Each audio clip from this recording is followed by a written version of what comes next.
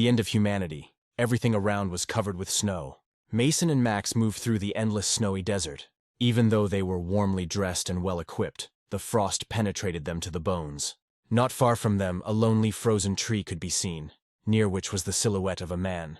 They came closer and closer, and it was clear that the silhouette of a man was tied with a rope to a tree. Max assumed that this man ended his life by hanging. Mason took a closer look at the silhouette and said that it is really very difficult to survive in such conditions, so he understands his action like no one else.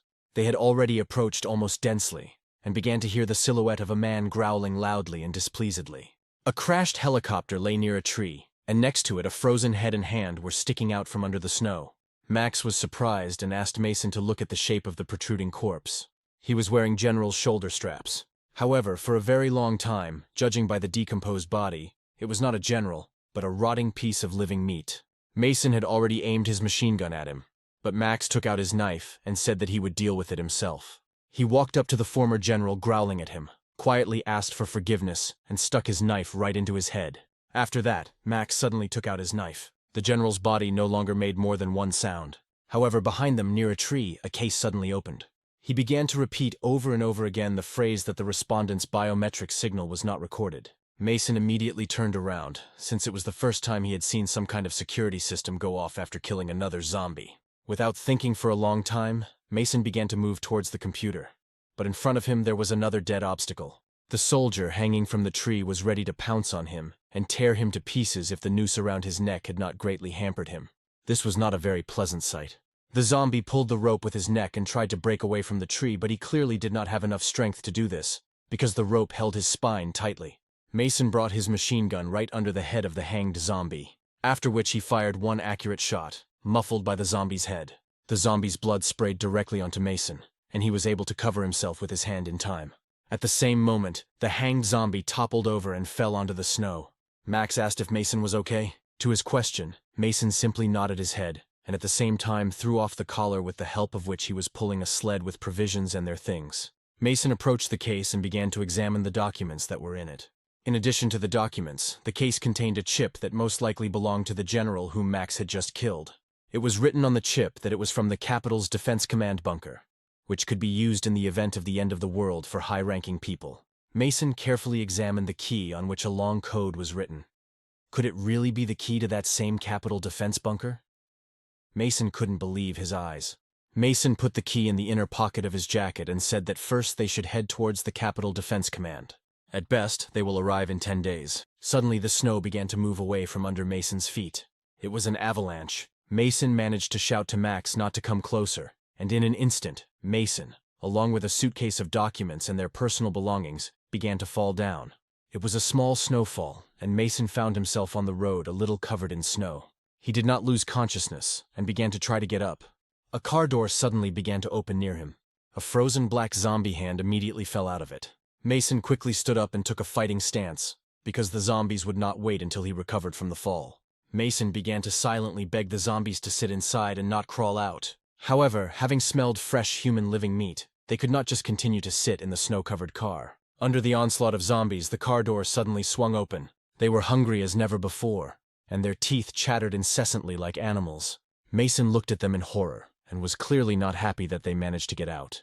The zombie teenagers quickly began to move towards Mason. He couldn't believe his eyes. These were children. This was not easy for a living, conscious person to experience. Even though they were zombies, they still looked like children. Mason charged his machine gun. The children had already started running towards him. Mason took aim and was ready to start shooting. He decided not to open fire until they reached him. But they were driven only by the thirst to satisfy their food needs. All that remained of humanity in these zombies was the appearance of small children who once lived joyfully and carefree. Mason understood this very well and nevertheless began to shoot at them, while simultaneously asking them not to approach. Since the zombies were not very tall, they moved much faster and more agile. The girl was hit in the head by a bullet and immediately fell into the snow. But the boy was even smaller than her, and Mason was only able to hit him on the body, and the bullets tore off his arm. But the little zombie had already rushed at Mason. He stopped shooting and started using the machine gun as a shield against the baby zombie. The kid grabbed the machine gun with his teeth and chewed on it, constantly trying to reach Mason's face. He looked straight at him and asked the baby zombie to stop. A trembling from what was happening ran through Mason's whole body. He had never imagined seeing something like this before, just as he had never killed such small zombies before. Mason decided that it was time to end this no matter the cost, and threw the little zombie aside. The zombie baby fell on the snow a few meters from Mason. Mason said only one phrase: "The living must remain alive."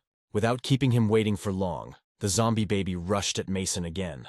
He pointed his machine gun at him, and again said that the living must live, and began to pull the trigger. However, no shot was fired.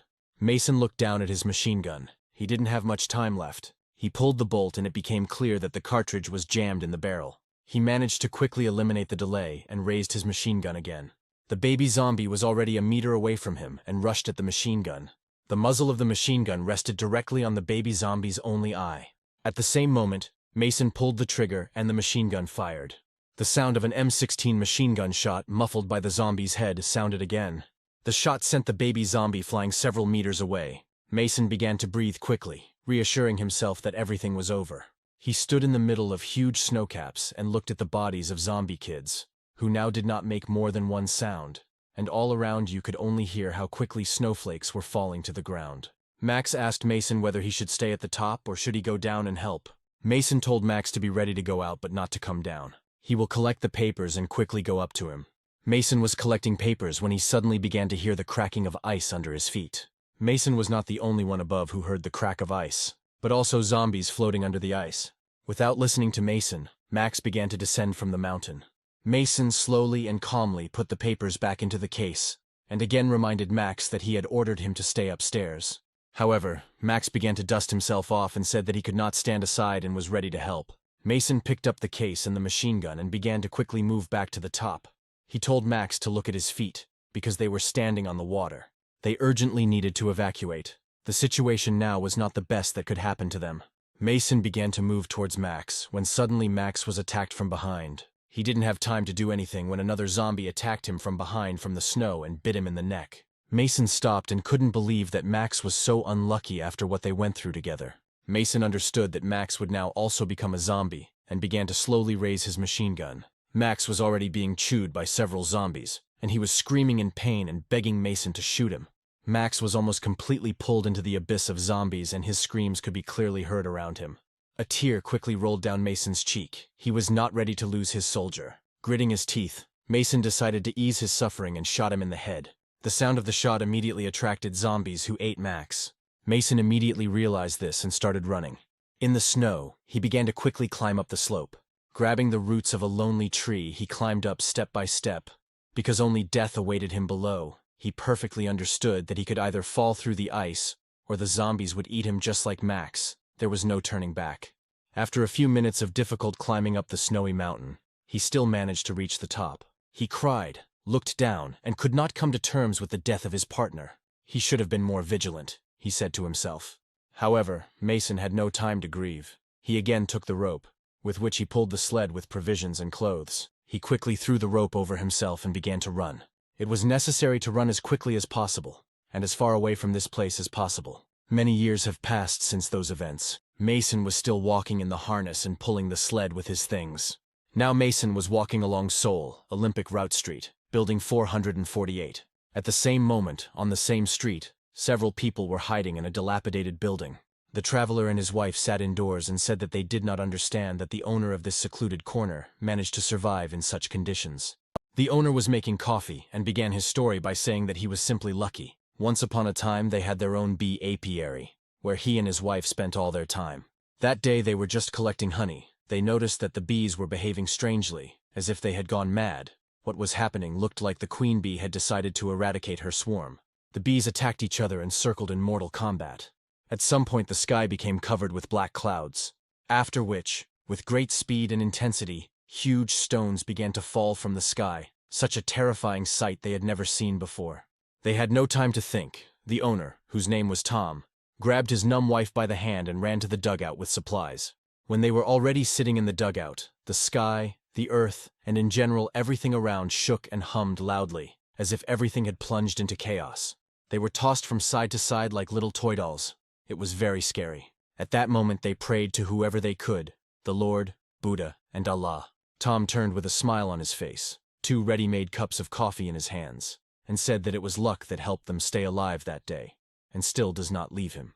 Tom put the cups on the table and asked the guests to drink their coffee quickly before it got cold. The traveler began to warm his hands on the cups and asked if it was real coffee, because coffee is a very rare drink, and also 2 cups. Tom smiled cheerfully and asked the guests not to think about it, but just enjoy the drink. The traveler held a still hot cup of coffee in his hands and quietly said that he had not inhaled such a pleasant smell for many years. Tom looked at the traveler with sparkling eyes and waited for him to drink coffee. He quietly whispered, "That man is such an animal, that if he is filled with the desire to live, he will find a way to survive." Tom grinned and, reflecting, said that travelers from different parts of the planet often visit him, exchange various things with him, and he always has something to offer in return, mainly food, of course. The traveler's wife, warming her hands on a cup of coffee, said that they were very lucky that they were able to get to Seoul. She asked Tom what kind of things he makes for resale. Tom nodded his head affirmatively and said that even in this lost world, you need to do something and survive. She said that she knew a little about needlework and could help Tom create new things for resale. Emily, with all her soul and open heart, wanted to help Tom with at least something. Because he was so kind to them, he let them in, warmed them up, and even gave them coffee. Her husband put his hand on her shoulder and asked her to stop, because it was not nice say so. After all, they are seeing Tom for the first time. Suddenly he has his own business secrets that he would not want to share with the first people he meets. Emily immediately stopped and apologized to Tom. She just wanted to express her gratitude for his friendliness. Tom smiled and said that there was nothing wrong with that. He liked such good, energetic people. The traveler took a closer look at Tom and said that he had often seen a smile like Tom's. It looked very familiar. Tom took out 2 flashlights from the cabinet and said that he often hears this from guests. Most likely he inherited the smile from his uncle, or maybe even from his mother. Well, since they want to settle here, Tom decided to show them his pride. She began to tap the flashlight on his hand and said that in order to survive, they must first study the local market. The truth is, I do unusual things. Tom suggested that the guests demonstrate everything live so as not to beat around the bush. Tom, with a smile on his face, said that he would make an exception for them, and while they were looking at his pride, he asked Emily to wash the dishes, to which she certainly agreed and got to work. They began to go down to the basement together, and with each step it became darker and darker. Tom turned on his flashlight. He slowly descended and turned to the traveler with disbelief and said that he didn't even know whether he should show his treasures, to which the traveler began to beg him to demonstrate what had helped Tom survive for so long in this post-apocalyptic world. They went down for a long time, and the traveler said that most likely Tom was really creating something extraordinary, since it was hidden so deep below. Tom and the traveler went into the basement and said that he didn't seem to be doing anything special, but for one such thing, people were ready to shell out everything they had just to buy it. As soon as they entered, the traveler was stunned by what he saw. Were there really live pigs there? Tom said it was just material. And here is what Tom talked about from the very beginning, something that is so valued in the current world. There were huge quantities of canned meat on the table, one on top of the other, and even resembled a store shelf. Tom said that these are not just canned goods, they are made from selected meat. The traveler approached them and told Tom that he had not eaten canned food for several years. In the current world, it was like gold. Tom took off his jacket, started putting on gloves, and said that lately, because of the damned zombies, fresh flesh has not been found. Tom stood near his table with tools and chose. The traveler said that he and his wife tried to eat wild animals, but most of them were rotten inside, and these pigs looked very clean and well fed. The traveler said that his request might sound shameless, but maybe he could take 1 can and share it with his wife. When the traveler turned around, Tom stood behind him, already dressed in a waterproof apron for cutting meat, and in his hands was a hammer. He quietly said that the traveler really had no shame or conscience. The traveler was frightened. He immediately asked again what Tom answered him. Tom said that the traveler has no shame. The traveler looked at Tom and asked why he took the hammer. Tom, with a smile on his face, said that the traveler was saying some nonsense. How, in his opinion, did he make so much canned food, really from a couple of precious pigs? He only adds 20% pork to his canned food, but the remaining 80 are completely different meat. The traveler understood everything. He began to back away with fear in his eyes and cold sweat on his face. He retreated further and further back, when suddenly he ran into something with his back. Turning around, he saw the secret ingredient that Tom added to his canned food.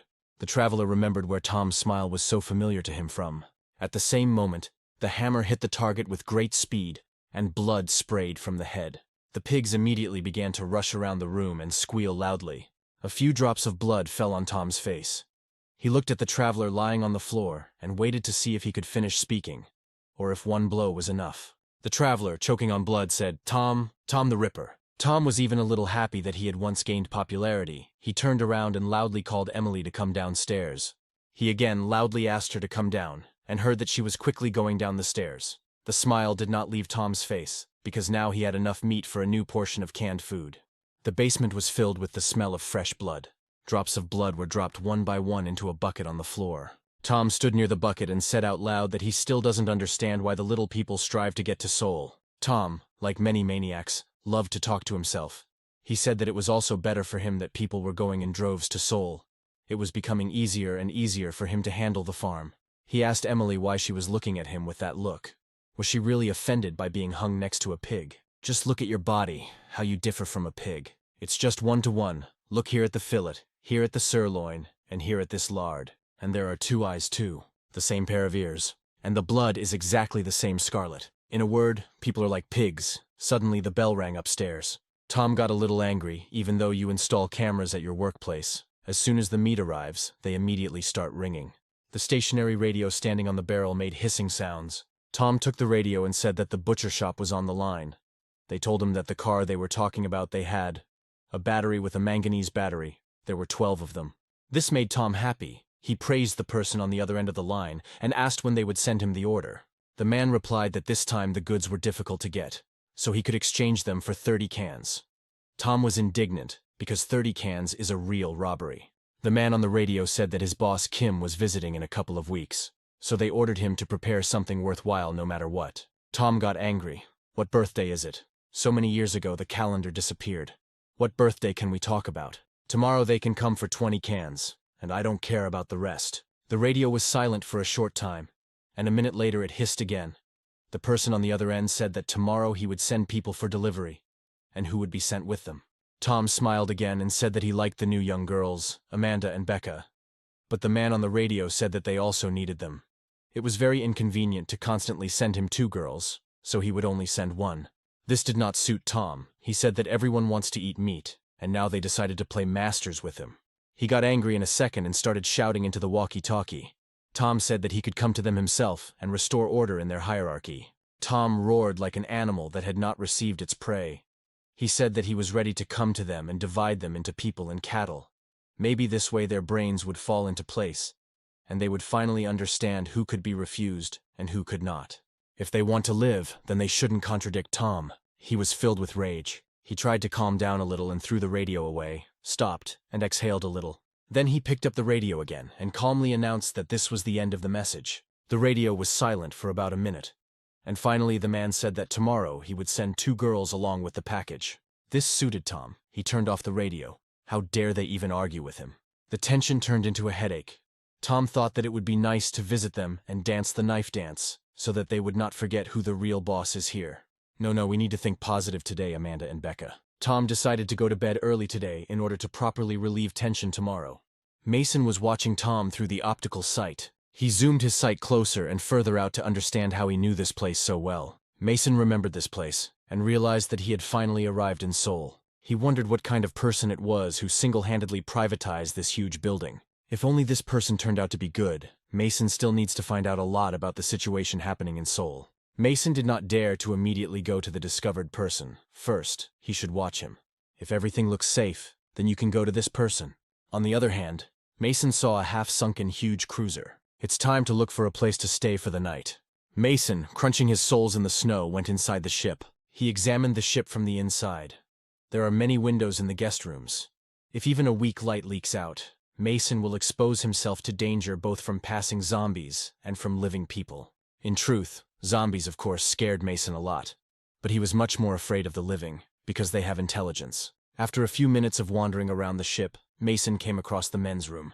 Still, there is no safer place than the toilet, Mason thought. However, since the ship was upside down, the toilet was above Mason's head. On some level, this was good. Mason, without thinking for a long time, took the flashlight into his mouth and began to climb.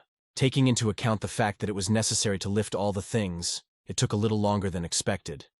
But this was not the first time Mason was in such a situation, and within 5 minutes, he was in the toilet with his things. He slowly began to climb the partitions of the booths to the very top. Having climbed up, he began to tap the ceiling of the toilet. Naturally, in the new location, it was necessary to provide a bladeless escape route. Another winter day full of snow and cold has arrived. Zombies, like everywhere else, wandered around Seoul in search of fresh meat. This zombie's attention was drawn to the unusual sound of the engine, causing it to growl loudly as the sound quickly approached. As soon as the sound reached its approaching volume, the zombie's head flew off his shoulders. Then she rolled down, plastering the surrounding snow on herself. It was one of the gang's followers who rushed past the zombies on a snowmobile. Immediately behind him rushed the second follower of the gang, who, just like the first, stuck his sword into the zombie. However, the sword broke, and part of it remained stuck in the frozen zombie. The next guy flying behind them on a snowboard decided not to stand aside and take a ride on the zombies. He landed on her back and rolled over her like a snowy mound. However, the sword sticking out of it continued to ride with him. He began to scream like crazy, considering that a fragment of a sword was sticking out of his leg. The boss, driving behind them in the car, just laughed because of what had happened. Amanda and Becca were riding in the car with sad faces. They all moved straight towards the building that belonged to Tom. When they drove far enough, Mason got out of the covered snow. None of the bandits even suspected that Mason was watching them. Mason watched what was happening, and he became increasingly convinced that Seoul posed a huge threat, not just because of the huge number of zombies, but also because of the huge number of surviving psychopaths. The bandits stopped at the entrance to the building, turned off their motorcycles, and began to wait for Tom's arrival. The guy who ran over the blade of the knife was barely hobbling and could not put his foot on his feet. He said that first he needed to patch himself up at the old man's house, and only then the rest of the things. At that moment, Tom went outside from his house and drew the attention of the young guy that no one allowed him to do this. He started shouting at the old man and said that he could look at his leg himself. Doesn't such an injury require urgent treatment? Tom didn't think for a long time and said that he could help him if the boy had a problem in his leg. Tom suggested cutting it off at the ankle. But if the problem is in the brains, which send pain signals, then Tom could well cut off somewhere up to the neck so that they would not interfere. The boy took his butterfly knife out of his pocket and pointed it at Tom and said that the old man had completely lost his head. If he imagines himself to be a big shot because the guys paid him, then he can solve this problem with one blow. At that very second, Tom took out his huge knife from his bosom and stuck it right to the boy's throat. Tom said that he would give just 3 seconds so that those who should not stay here would disappear. The guy only had time to swallow his saliva from the fear of final reprisal. There was 1 second left. Tom smiled with all his teeth, and at that moment he looked like an obsessed maniac. He said that he would keep his scalp as a present. At that moment, another bandit grabbed the boy by the hood and threw him sharply back, shouting that if he forgot, their task was only to deliver the order. The bandit apologized to Tom for his friend and, in his defense, said that the boy had not participated in forays for a long time and could not distinguish shit from urine. Tom rubbed his huge knife on his forearm and said that if this fellow was so clumsy, he might have nothing to live for, and he could quickly deal with him if his friends didn't have the courage to do it. The bandit said that they shouldn't do this. This kid might still be useful to them. At this moment, the boy tried to get to his feet, but the guy who was shielding him in front of Tom sharply swung his leg back and hit him right in the head. The blow sent the boy flying a few meters away from Tom, and the bandit said that he would make sure that Tom never saw him as a messenger again. Tom began to smile and wave his knife, expressing denial. He asked to send this little guy to him one more time, and then he would definitely be able to count how many bones there were in his little body. Tom grinned at the boy with all his teeth and warned him that this would not be their last meeting. The girls stood a little to the side. Tom looked at them and said that they had nothing to fear. He was always happy with these two, and they can come to visit him even without an invitation. The bandit said that they would return for them tomorrow at the same time. Tom tapped the snowmobile with a knife and offered to send them on his own tomorrow if they left him one snowmobile. The bandit said that they couldn't do that, because they could get into trouble if these girls took a wrong turn. The old man grinned and said that he would try to finish with them quickly, after which he disappeared into the darkness of the building. At that moment, a boy with a sword in his leg stood up from the snow. His name was Scott. Scott got up and asked what it was all about, but he didn't even have time to fully finish his sentence when the bandit grabbed him by the mouth and ordered him to shut up. He threatened that if Scott ever opened his mouth again without his permission, he would be immediately demoted to a slave. Scott said through clenched teeth that he understood everything and apologized. The bandit abruptly released him and threw him into the snow. Within a few minutes, everyone was distributed on snowmobiles and went to their base. Meanwhile, the girls and Tom went into his room. They understood perfectly well what they would have to do now, although not one of them wanted it. But they had absolutely no choice, and they were already accustomed to the fact that in the gang they were used simply for carnal pleasures, and sometimes they had to pay the price for the purchase of any goods. Tom was filled with a feeling of excitement. He liked it when girls were defenseless and unquestioningly followed his orders. He pointed his finger at Amanda and ordered her to come closer to him. Pointing the knife at the second one, he ordered her to go to the second floor and cut some meat with it. Amanda had been to Tom more than once and began to whisper to Becca what she should do. However, Tom quickly approached them and asked what they were doing here. They came here together to please each other. He put a knife in Amanda's hands and said that if his mood was ruined today, then who would have to bear responsibility for it? Tom looked at Amanda, who clearly understood what his words meant. She was afraid to move and quietly said that he was certainly right. Tom pushed Amanda away and ordered her to go to the second floor and cut up the meat. Afterwards, he told her that he would get up soon and she shouldn't miss him. He turned around and looked at Becca, who was confused and didn't know what she could expect from him. Tom beckoned her with his finger, but she did not come up, but grabbed her fingers tightly into the table, and out of fear she simply could not tear them away from the table. Even when they were driving here in the car, Amanda warned Becca that under no circumstances should she contradict him. It's best to just free your thoughts and imagine yourself as a zombie who will do whatever he's told.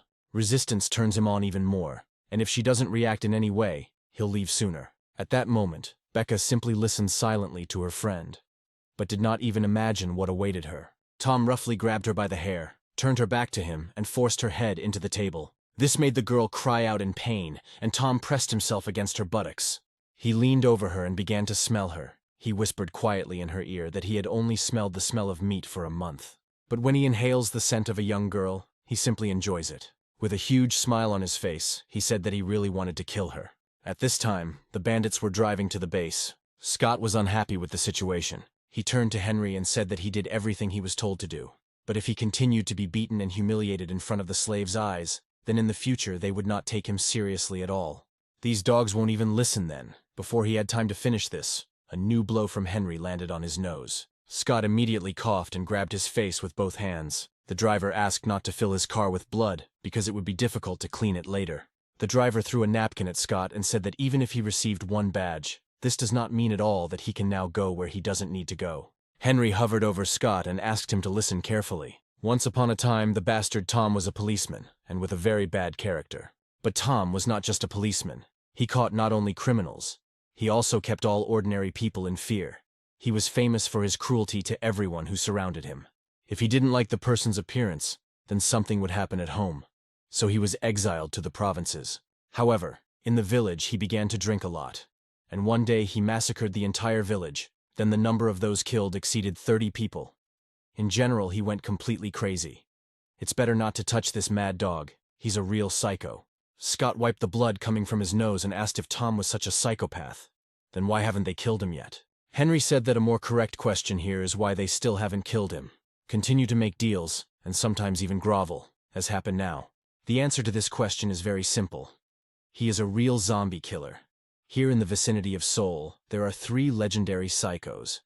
As there are rumors in the basements of the prison, there is a surviving group of prisoners. It was rumored that these 3 had already caught hundreds of thousands of zombies.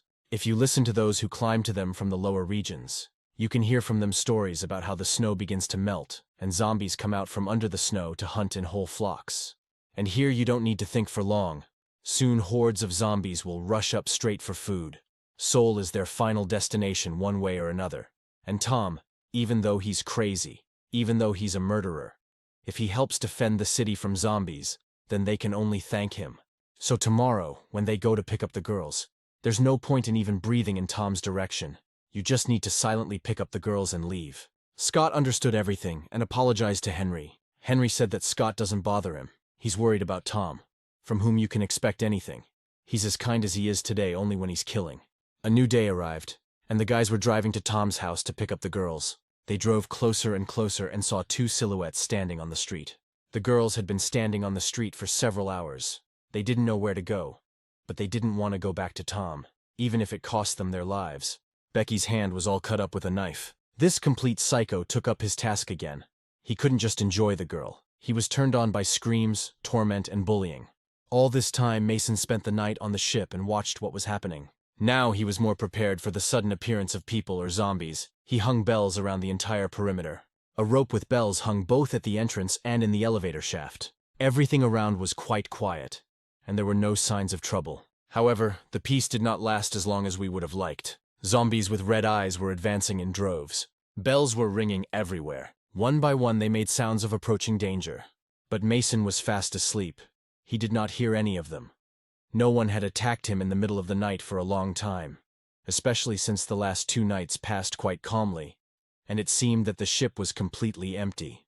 He slept soundly and quietly chanted the words that, in secret from others, he wandered, shedding tears. Mason dreamed of his military base called Eagle. Mason was a tank driver and his rank was sergeant. When he arrived again from his next training trip, the lieutenant asked him about his date with the girl today. The lieutenant told Mason that his girlfriend was already in the waiting room and could not wait for him. Mason thanked the lieutenant for the information and quickly began to get ready to see his girlfriend. 5 minutes later he reached the meeting room. His girlfriend did not behave as usual. She sat stiffly and was not at all happy about their conversation. She said that she would no longer come to him. Mason looked at her in surprise and did not understand why she was doing this. What happened? She couldn't find the right words. She said that she had wanted to tell him for a long time, but couldn't bring herself to do it. She was afraid to upset him, because now he was not having the easiest time until he reached the rank of corporal. And because of this, many people grab weapons and, God forbid, desert. She didn't even look at him and said it as if to the floor. Mason said with a smile that he doesn't shoot a pistol, he's a tanker. The girl looked into his eyes with hope and asked if he could understand her. Mason, without losing his composure, said that everything was clear here. Let everyone live their own lives. The girl immediately supported him and said that he had always been like this. He didn't need anything. That's probably why they should break up. Mason began to adjust his cap and asked her not to start making this conversation worse, and if they were to break up, then perhaps they should break up on a good note.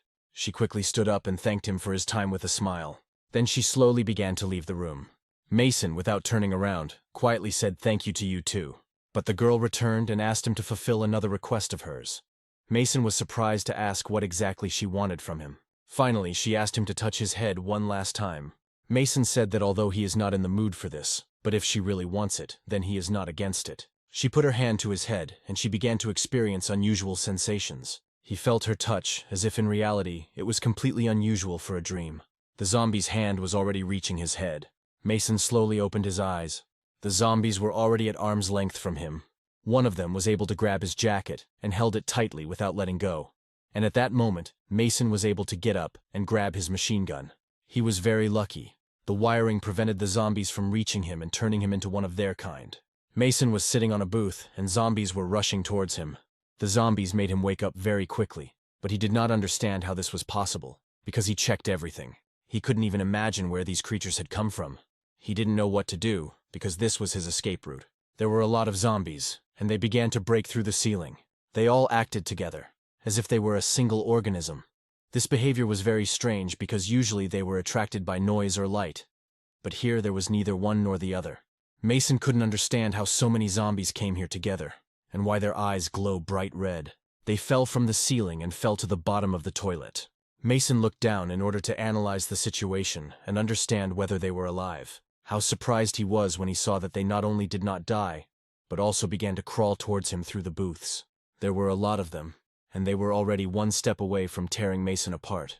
He aimed his machine gun at them, but did not understand at all what to do. And at that moment, when one of the zombies had already begun to climb onto his cabin, he looked at the ventilation from where they came. Since they all fell down, it means there should no longer be more than one zombie there. Unless there are zombies near the emergency ventilation exit, he will be able to get out into the guest hall. When the theoretical plan had already been developed, all that remained was to get there. Mason ran without thinking for a long time. Having run fast enough, he jumped into the ventilation shaft. This was his only escape route. Flying over a horde of zombies, he managed to jump over and land right in the ventilation. But there too, zombies, slowly and quietly descending like spiders, were waiting for him. Mason thought only about one thing, that he would be able to survive. Quickly reaching the guest lounge, he looked down, and there didn't seem to be more than one zombie there. However, behind him he heard a growl that did not stop and was approaching. There was no choice, and he jumped from the ventilation into the guest hall. The floor there was not very strong, and he began to slide down at great speed, at the same time trying to aim at the zombies approaching him. At some point, he broke the glass of the ship with his back, and now began to roll down the stern of the ship. He fell into the snow and began to aim at the window. from which came the terrible growling of the vile dead. It was very cold outside, but due to the rush of adrenaline and fear that filled Mason from his toes to his head, so far he did not feel the cold at all. Suddenly he heard a crash under his feet. From under the ice, a dead, cold hand grabbed his leg. Another drowned zombie, whose eyes glowed red, just like the zombies from the ship. Mason looked closely and realized that huge hordes of drowned zombies were also raging under the ice, their path blocked only by solid water.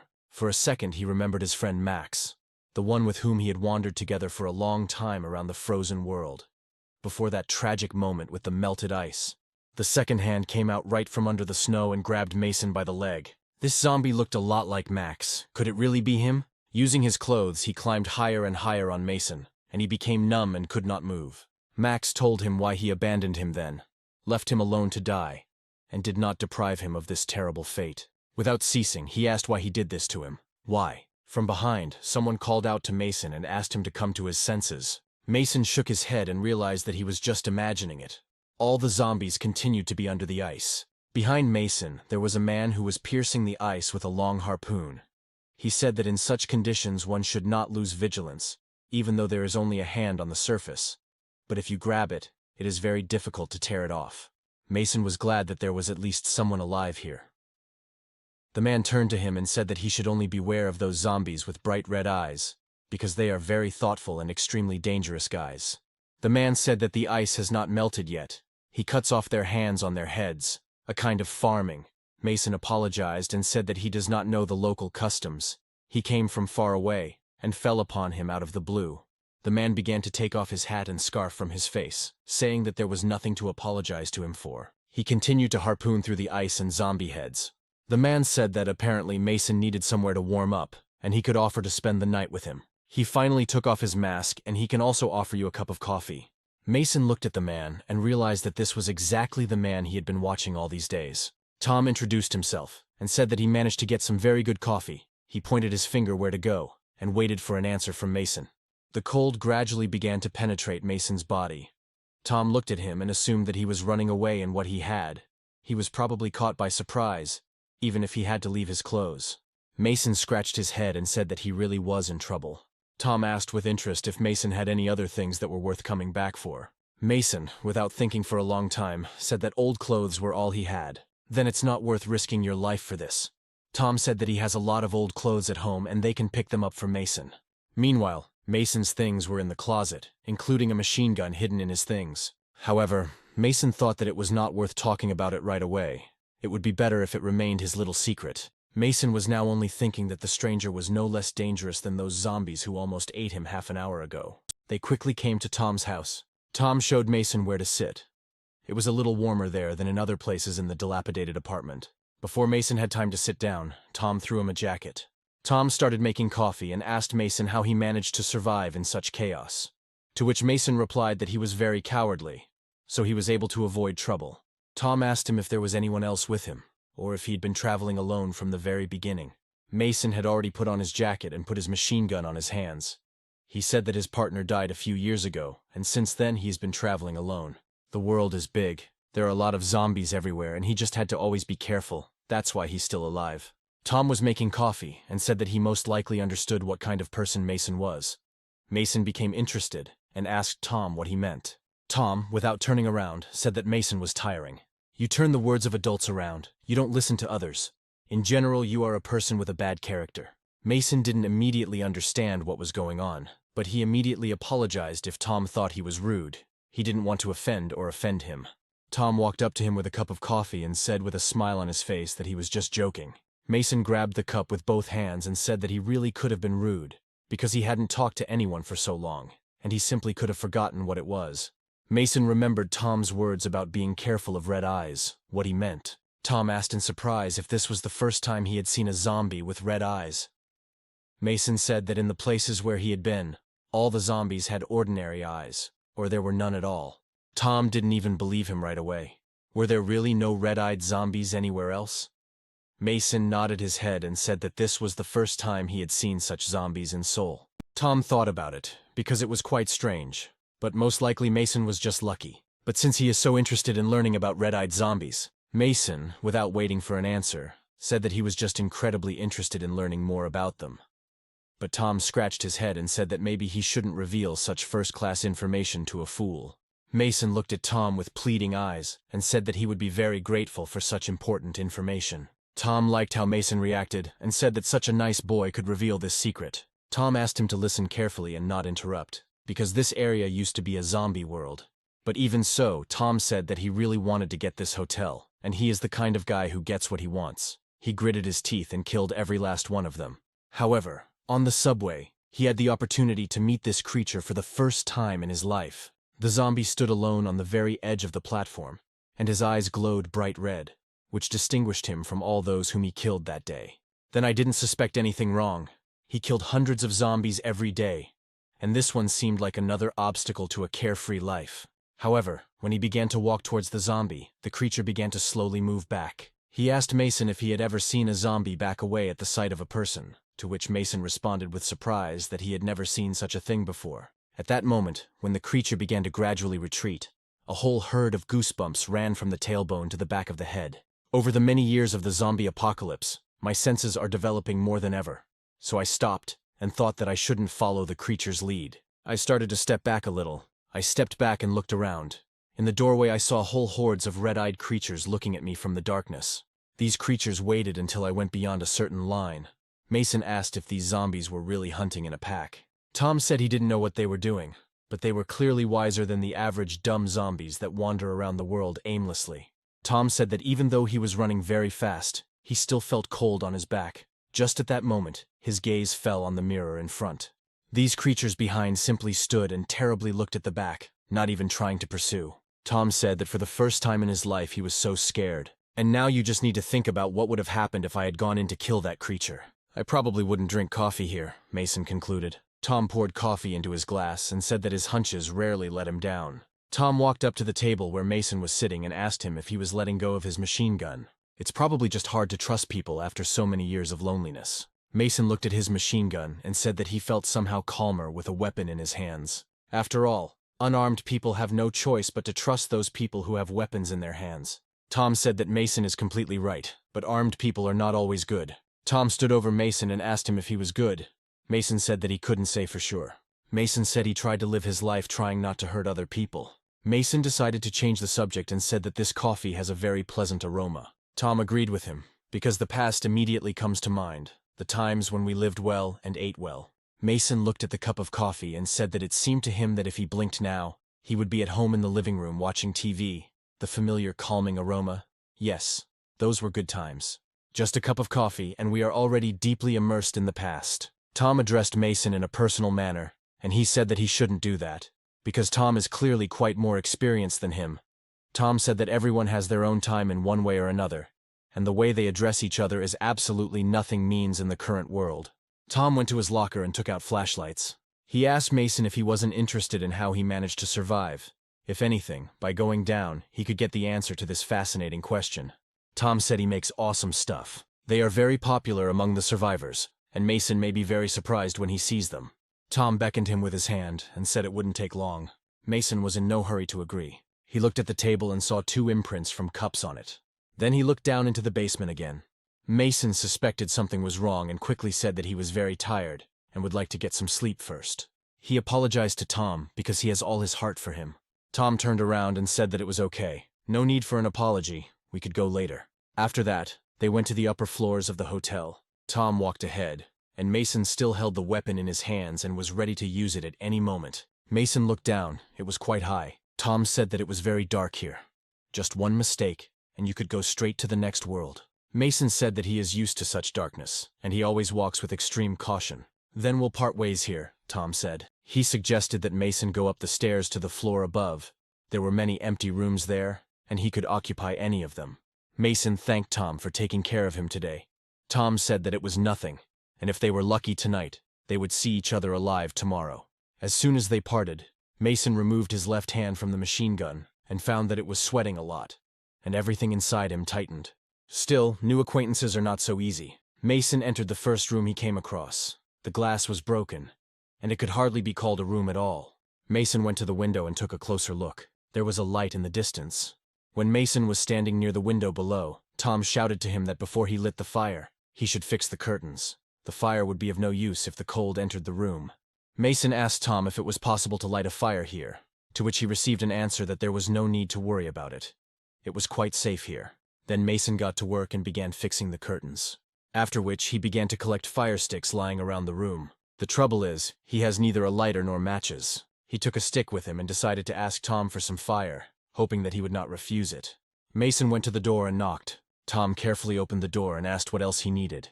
Mason handed him a stick and asked him to borrow at least a little light. The old man looked at him with displeasure, but still took the stick and went deeper into the room. Mason decided to look into the room while he was setting a stick on fire for him. It was as if there was something in the bathroom. Mason couldn't see what was there when Tom appeared.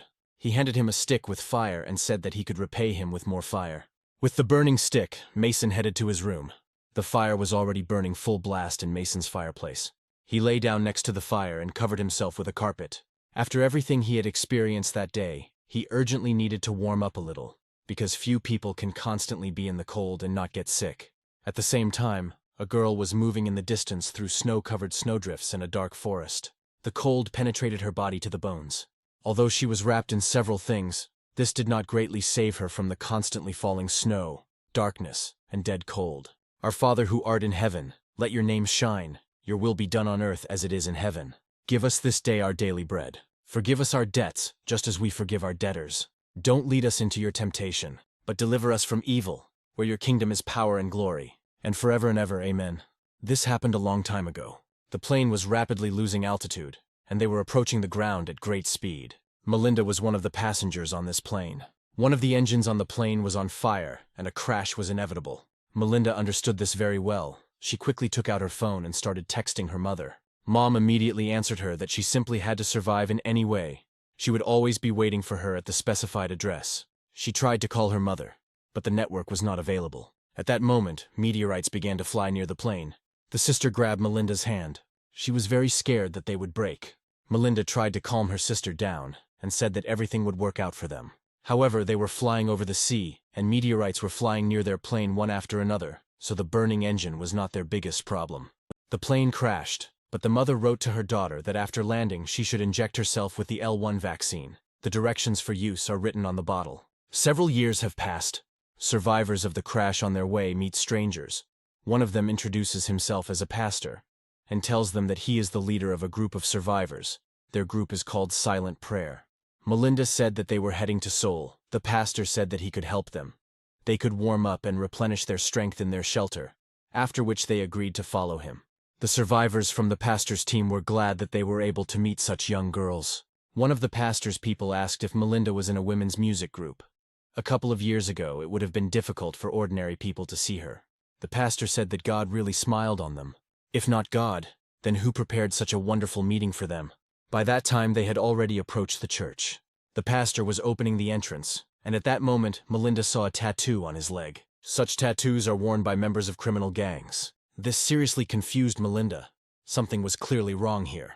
The pastor opened the entrance to the church and asked everyone to enter. They walked along the dark corridor of the church and had almost entered the main hall. The pastor asked them not to be shy and get to know the followers of the church. Rejoice, brothers and sisters. The pastor said that he plans to get married and propose his hand and heart to the newly arrived Melinda. The bandit said that everyone should get a little bit of it, otherwise it's not serious. He wanted to take it all for himself at once. One of the bandits said that if he is called a shepherd, this does not mean that he has ceased to be mortal. The bespectacled bandit said that you shouldn't be so greedy, and once they specifically agreed that if they find something valuable together, then everyone should get something good. The old bandit supported. The loot should be divided among everyone and everyone should try it. At his age there was only melancholy all around. The pastor smiled and said that if the majority was of this opinion, he would not interfere. Then first we need to let her go in a circle. The door to their room was slightly open. Melinda stood at the door and perfectly heard the bandits discussing her future fate. She immediately ran to her sister.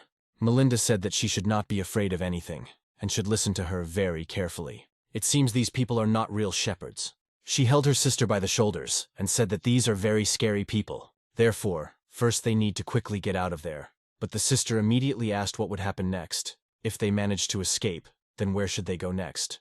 The girl didn't believe Melinda. She said that if they ran away, they might freeze to death on the street. Melinda said that until this time they had managed to survive, and now they will succeed. By any means they must get to Seoul, and their mother will be waiting for them there. The girl was still wary of Melanie's words. She was very scared even without her words. Melinda said they had to do what they had to do one way or another. The girl said that the director constantly repeated these words. Melinda confirmed that the director said such nonsense all the time. But these words were more suitable for this moment than ever. She took the girl by the hand and rushed to the exit. The other survivors looked at Melinda and her sister and did not understand why they were leaving. The man suggested that something was wrong here, and most likely the girls knew something, so they should go with them. One of the survivors ran towards the exit and even pushed Melinda away. From the very beginning, the presence of zombies sitting in the church was suspicious. A zombie tied with chains could still move. At that moment, when a woman ran past him, he attacked her, biting straight into her neck. Immediately, several zombies sitting nearby attacked her and began to tear her to pieces. Behind them, the pastor laughed. The pastor ordered everyone to remain in their seats. The oldest bandit looked out of the room and said that they shouldn't have moved without permission. It was he who released the zombie from the chain so that he could reach the woman and kill her. The pastor ordered the men to stand on his right side and the women on his left. One of the men asked what they were going to do with them. One of the bandits did not like that the guy was asking unnecessary questions, after which he was immediately followed by a direct kick to the stomach, with an exclamation to move faster. From the blow, the guy flew straight into the clutches of the zombies. The bandit laughed and apologized for such a strong blow to the guy who had already been devoured by zombies. The pastor asked not to do this again. They need to save their workforce. Everyone around was horrified by what had happened, and the pastor reminded them that they needed to quickly follow orders. Everyone looked at the pastor with horror in their eyes. After this, the pastor ordered one bag to be distributed to everyone. The bandit threw the bags on the floor and ordered them to be sorted quickly. Everyone should take one bag and go outside and start collecting. One of the women asked what this meant, because it was cold and snowing outside. Now the meaning of collecting is a little different than before. They should collect items for the household, some products that everyone will need. But the woman said that everything outside was covered with snow, where she could get useful items. The shepherd said that at the moment they are all just useless worms for their community, and how dare she even say such a thing. She looked at the zombie who was ready to attack her. Then she instantly decided that she would definitely be able to bring something needed for the community. It's better that way, and let no one even think about returning empty-handed, unless, of course, they want to join the ranks of domestic zombies. First of all, they should collect food and other essential items. But Melinda and her sister should give them a minute for a private conversation. The bandits were already looking forward to the upcoming sexual fun with these young beauties. The girls were terrified. Each of them at that moment would like to be in the place of the others and engage in collecting, and not what they had to do. The shepherd suddenly turned around and looked at the rest of the people who had come with Melinda and her sister. He ordered them to quickly go in search of supplies, but the women began to talk in horror that they had only recently come in from the cold. The shepherd pointed to his dogs sleeping under the bench and said that for their disobedience they go to work twice. If someone wants to run away or does not bring anything useful, then their bodies will still benefit the community in the form of dog food. Submission and humiliation of people brought the shepherd boundless pleasure from which he never stopped smiling for a second. The fear, helplessness, and despair that he saw in their eyes only inspired him more and more. He turned again and looked at Melinda and her sister, who were looking at him with no less horror than the others, not knowing what awaited them ahead. The shepherd said that in addition to his 4 friends, there are now 8 more workers in the temple. Wait, not 8 workers, but 6 workers and 2 beautiful ladies. The shepherd said that a special assignment had been prepared for them. Melinda, through tears, asked what they wanted from them. The shepherd smiled even wider and said that this was a special assignment for especially valuable workers. He approached the girls sitting on the floor, leaned close, and said that now the 2 of them were a real symbol of this place. Now they are 2 sweet wives of these wonderful 4 men. Melinda understood perfectly well what they wanted from them and what the bandits were trying to achieve, but this made her no less scared. The shepherd said that the 2 of them should be obedient wives. From that day on they should fulfill any of their demands. One of the bandits said that in between pleasures he wanted them to sing and dance like they did in the past. The shepherd stood up straight again and said that it was time to get down to the main thing. He pointed his finger at Melinda's sister and ordered the other bandits to take care of her. The bandits began to laugh ominously, imagining all those terrible sexual abuses for defenseless girls. The girl grabbed Melinda tightly and began screaming and asking her sister to somehow help her. 3 large men easily snatched the fragile young girl from Melinda's arms. The screams did not stop, which woke up the dogs, and the loud, ominous barking of the guard dogs was added to them. But no one could stop these animals, thanks to the virus around this chapel. No one could hear these pleas for help. It had long been very difficult to meet a living person on the street. Several hours passed after this. The naked shepherd danced joyfully in his room and hummed a song. He turned around and said that he had done this to women many times before, but according to his personal feelings, Melinda was the best. He couldn't even describe the full range of emotions in words, but it was excellent. He had not had such a delightful mood for a long time. He took a cigarette out of the pack and said that recently he had really become a real believer. Those who managed to survive, very smart people in the country, about 90% of the population died or turned into zombies. He lit a cigarette and said that in the religious prison in which he had been kept for many years, everything was the opposite. About 90% of the prisoners survived and are healthy to this day. He laughed loudly. How could it be that all those who were facing the death penalty survived, while everyone else died like flies? The shepherd knew for sure that all the most sinister criminals survived, which means God is protecting them. Otherwise, how could they survive so easily? After these words, he laughed out loud again. How glad he was. Most likely the outstanding judge who sentenced him was also already a corpse. Melinda lay behind him, covering her head with a blanket, and did not stop trembling. The shepherd turned to her and menacingly asked if she believed in God. Melinda lay silently and was afraid to move. Then the shepherd came up to the bedside table and said that she was completely right. What kind of conversations can there be when it's high time to get down to business? However, first, like a real shepherd, he must thank Melinda for giving him such a wonderful mood. He took out an inkwell with thick black paint. Approaching the stove, he poured paint into a small container, which was intended for heating liquids. When the paint began to boil, he dipped a small metal pencil into it. The shepherd said that from today, Melinda's life will change. He approached her and said that every time she brings him pleasure, he will leave a mark on her with the words, "Well done." The shepherd abruptly grabbed her hand sticking out from under the blanket and pulled it towards him. He turned his hand palm up and asked Melinda how many marks he should leave on it today. He slammed burning paint into Melinda's palm, causing her to scream and try to pull her hand away from the monster's strong grip. Her screams excited the shepherd even more. With his other hand, he grabbed the blanket that covered the girl's naked body. He abruptly tore the blanket off the girl and said that it was high time to get rid of this blanket, which greatly interfered with their relationship. Fragile and defenseless, Melinda could not resist a large, well-developed man. She couldn't stop shaking and crying. Just a few years ago, she couldn't have imagined that she would find herself in such a situation and be so defenseless. The shepherd laughed and held her hand tightly, waiting for the red to be well absorbed under her skin. Other bandits also quietly peeked out from behind the door, waiting for the shepherd to finish with her and leave Melinda to the other bandits.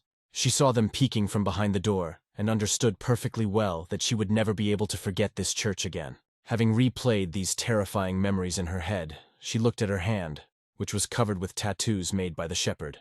The cold winter wind that pervaded her entire body did not stop covering her with snow, but Melinda did not stop looking at her hand. A minute later, she clenched her hand into a fist and thought that everything terrible was over. She is no longer the fragile and defenseless girl she was several years ago. Now she is a real warrior who is ready to overcome any challenge in order to achieve her goal. She continued to walk through the snow and ask the Lord to save her from this hell. A dilapidated building that belonged to Tom could already be seen ahead. Meanwhile, in the room where Mason was staying, it had already become a little warmer, and only the crackling of the fire could be heard. Tom watched from outside the room. He had long wanted to kill Mason, but the machine gun, which Mason never parted with for a second, did not make him as decisive as he would have liked. Tom only saw a machine gun sticking out from under the carpet, but Mason was not visible. Most likely he was cold and trying to warm up. Tom continued to quietly stand at the door and watch Mason. After standing like that for a while, Tom scratched the back of his head with a knife because he didn't notice anything suspicious. Deciding that there was nothing to worry about, Tom stopped his observation and went to do his favorite thing. But everything was not as simple as it seemed to him from the outside. Mason sat in the corner of the room and watched. The fact that Tom came here and watched him was not just like that. He either wanted to attack or was assessing the situation. After sitting in the cold for a long time, Mason's body moved much slower than usual. He slowly got to his feet and warmed up a little. First, he needed to find out if he could trust Tom and what he wanted to show him in the basement.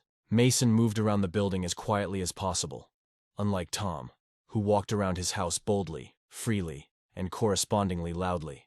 Going down to the basement, Tom stopped abruptly. It seemed to him that someone was watching him. He turned sharply and shone his flashlight at the top of the stairs. But there was no one and nothing behind him.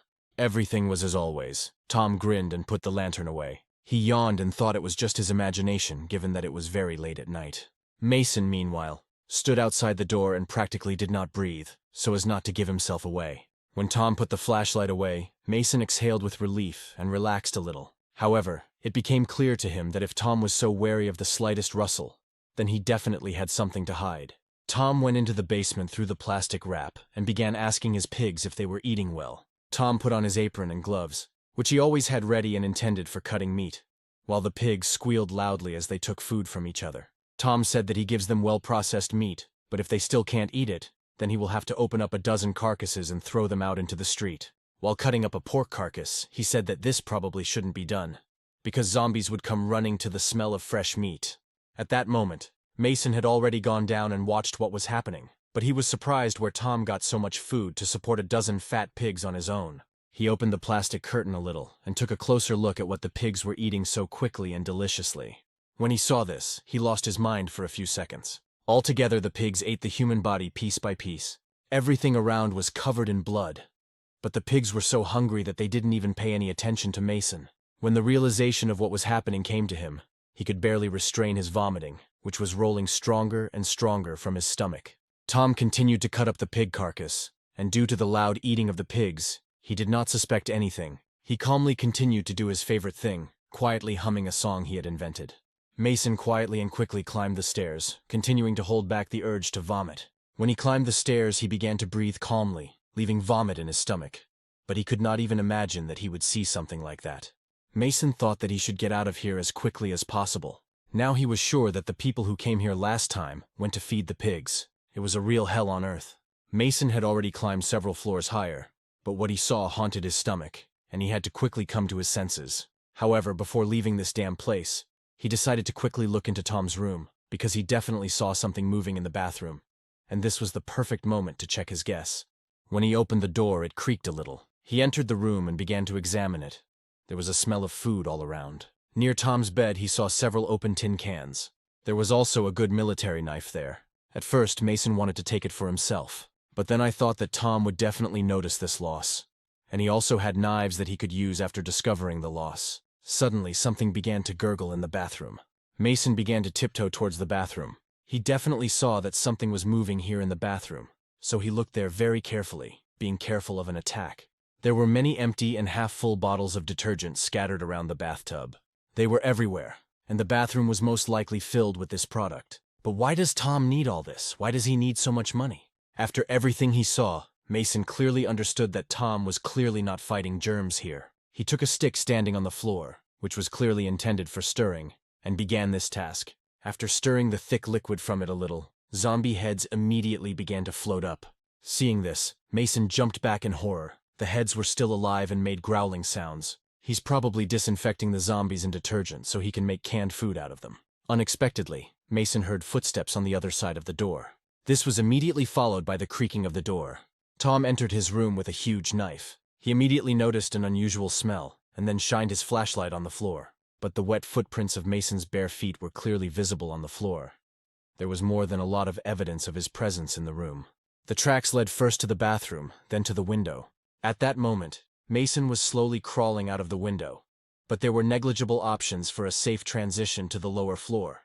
The wall was smooth from icing and very slippery. There was nothing left to do but jump down. Mason looked down. The ground was completely covered with snow. He thought that he might be able to avoid breaking when falling, although he certainly had no choice. With the words, "Everything will be fine," Mason pushed off the wall with his feet and flew down like a stone with great speed. As expected, he landed in a soft layer of snow that had just fallen. Tom had just gone to his window and looked down. He asked Mason if he survived the fall, and also noticed that Mason was a very nimble guy. But Tom even liked it. Finally, he would be able to hunt for real, and not kill stupid people in his basement who so easily agreed to go along with his cunning tricks. Mason lay in the snow and thought about how lucky he was that he did not die from the fall. And on the other hand, he was not very lucky to adore Tom so much. Now he would definitely want to kill him. But now there is no machine gun nearby, and now Tom has a clear advantage. Cold, hunger, and fatigue overwhelmed Mason, but now was not the right time to give up. He stood up and thought that if he moved quickly he might be able to get back to his room. After a few seconds of running through the snow, Mason was already entering the building. He quietly closed the door behind him. It seemed like Tom was nowhere to be found. Mason even breathed a sigh of relief. But suddenly Tom's voice was heard from the darkness, who quietly asked Mason where he had been going. Mason didn't know what to answer and slowly turned to face Tom. As soon as Mason wanted to say something, Tom immediately interrupted him and, with a smile on his face, asked where he could go so late and in such cold weather. Out of habit, Mason wanted to take the machine gun hanging behind his back, but it wasn't there. Tom saw all his movements perfectly and laughed. Without ceasing to laugh, Tom asked where Mason lost his machine gun, which he could not part with for so long. After a few seconds, Tom stopped laughing and showed his huge knife from behind his back. Suddenly, a loud knock was heard from the other side. Mason understood perfectly well that although Tom was laughing, he clearly wanted to kill him. The knocking on the door continued even more persistently. Tom didn't pay attention to the knock on the door. His attention was completely attracted to a new piece of meat named Mason. He said that even from there, he could hear the gears turning in Mason's head. 2 more huge knives were sticking out from behind Tom's back. The knocking on the door continued. The situation around was so tense that Mason even managed to warm up from the huge amount of adrenaline that suddenly entered his blood.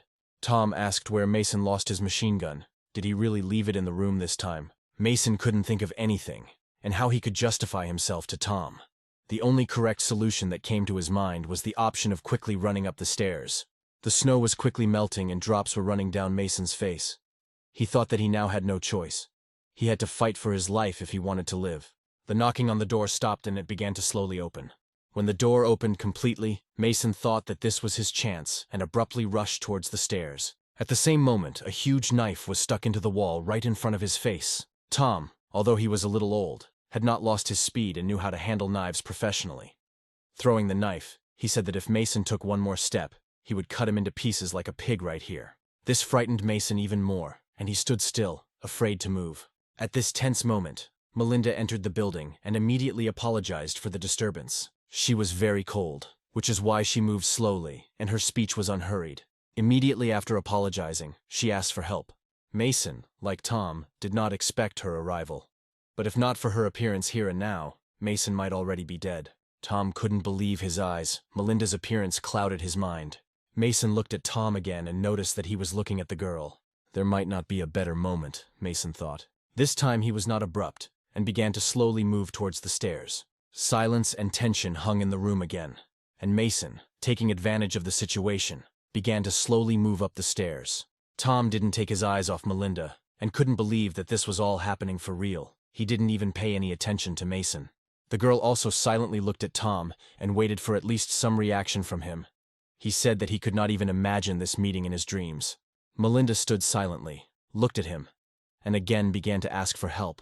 After everything that she had to go through in the church, she thought that it could not be worse anywhere. Time has traveled several years into the past. It was Tom's prison cell, a damp, foul-smelling, rotten place. Tom sat in the lotus position and imagined freedom. A voice came from the next cell and a man asked what he was doing. Tom sharply told him to shut up and not interfere. In his thoughts, he grabbed another bitch and threw her on the bed. Tom quickly moved his hand and imagined. A voice behind the wall asked how Tom was not disgusted by thinking about dead girls. The voice behind the wall confused Tom, and he did not finish what he started, after which he slowly stood up in order to continue the conversation with his brother in misfortune. A voice behind the wall asked if Tom remembered what day it was today. Tom touched the wall in order to feel what time it was by the heating of the wall. Tom determined from the wall that morning had already come. He asked his cellmate if he had a good dream today, to which the cellmate replied that today angels came to him from heaven. Tom laughed and said that angels could not come to such a brutal serial killer as he. Only in hell were they waiting for him. A voice behind the wall said that Tom is much younger than him, and why does he suddenly allow himself to talk to him like that? If they were together in a cell, then Tom would already be dead.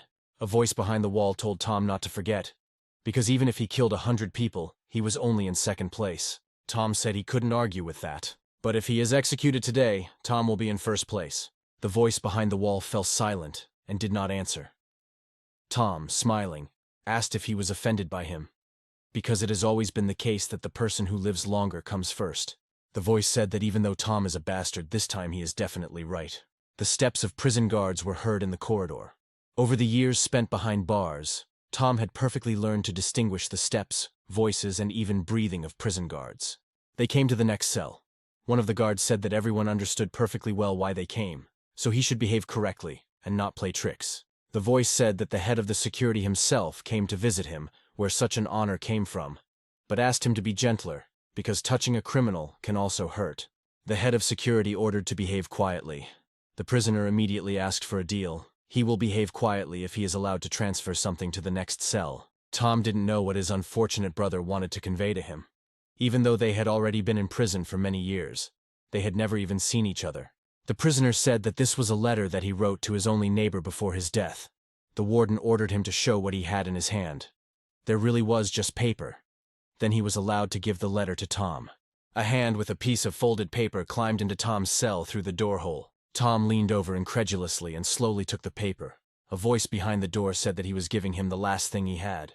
Tom didn't know what it was and asked what kind of paper it was. The prisoner told Tom to take this paper and not deny himself anything else. The prisoner's hand was abruptly pulled out of the door, and the paper remained in Tom's hands. Tom carefully began to unfold the paper. It was unknown what could be expected from the most terrible killer who had been in this prison for many years. However, when Tom unfolded the paper, he was pleasantly surprised. It was an advertising poster with a picture of Melinda. She was once very popular and often starred in advertising. Tom was very pleased with such an unexpected gift from his neighbor, a suicide bomber. He immediately attached the poster to the wall and began stroking it with his hand. A second later, unable to contain his lustful emotions, he began to lick Melinda's face on the poster.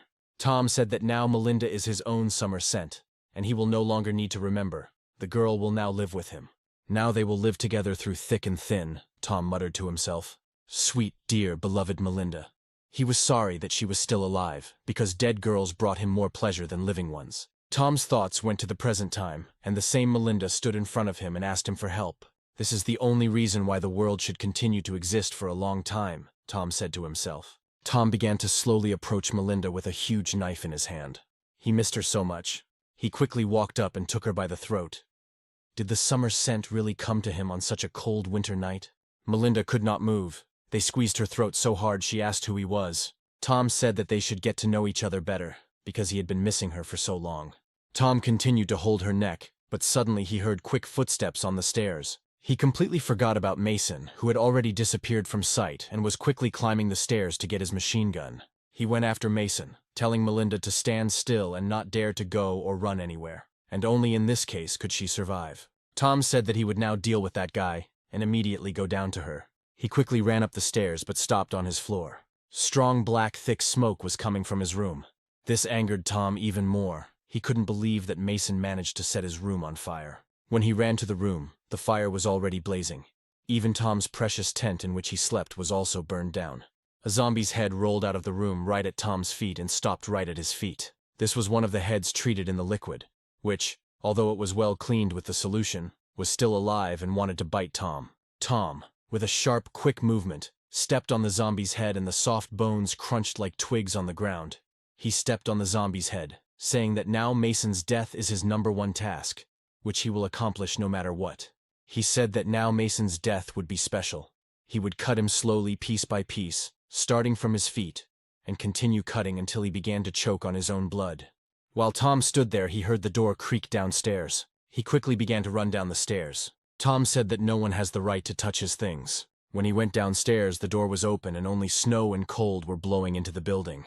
Tom thought only of one thing. If Mason had left the girl, then maybe he would have killed him quickly. But now, he had already crossed all boundaries. He ate with him at the same table, used his shelter. They had a nice conversation, and now Mason repaid him with this. He burned down the canning room, revealed his little secret, and now he also took the girl who, from the moment she came to this building, became his property. Now this small piece of meat has seriously angered Tom. What does it mean it's time to start the hunt? And where could they go on a winter night in the world of the zombie apocalypse? Tom quickly threw on a warm winter jacket. He put on a hat, gloves, and a bulletproof vest. He understood perfectly well that running away in such a pursuit was not the best plan, and they definitely wouldn't be able to run far. He opened the bedside table with ski masks and said that very soon they would meet again. It was only a matter of time. Tom put on a black mask and said that his girl need not worry. Since he lost his tent today, they will have to sleep in an embrace. But a baby rat who is engaged in sabotage is better off running without stopping. There was no one in the area, and the footprints of 2 people were clearly visible in the snow. Tom looked at them and thought that their escape could only bring pain and disappointment. Meanwhile, Mason and Melinda had just reached the place that was familiar to him in this once huge city. Tom followed their fresh trail, not yet covered by the snow, and understood perfectly well that they were heading towards the ship. Tom thought that it was not for nothing that Mason returned to the ship infested with zombies. Most likely he hid something there. He looked at the sky. The snow was falling less and less, and this could only mean one thing. The snowstorm would end very soon, and it would not be difficult to catch their trail wherever they went. The only problem for him was what Mason hid on the ship. Tom continued to walk towards the ship, and the sounds of gunfire began to be heard from there. However, the shots were not ordinary. The shooting was fast and did not stop. Tom thought that if Mason did not reload his weapon when shooting, now he realized what was hidden on the ship. It was definitely a machine gun. Now the situation was not what Tom wanted. The machine gun clearly added problems to him. But he had nothing to lose, and no matter what he decided to take revenge on Mason, even if it cost him his life. At this time, the sounds of gunfire did not stop on the ship, and fresh corpses of zombies were scattered everywhere.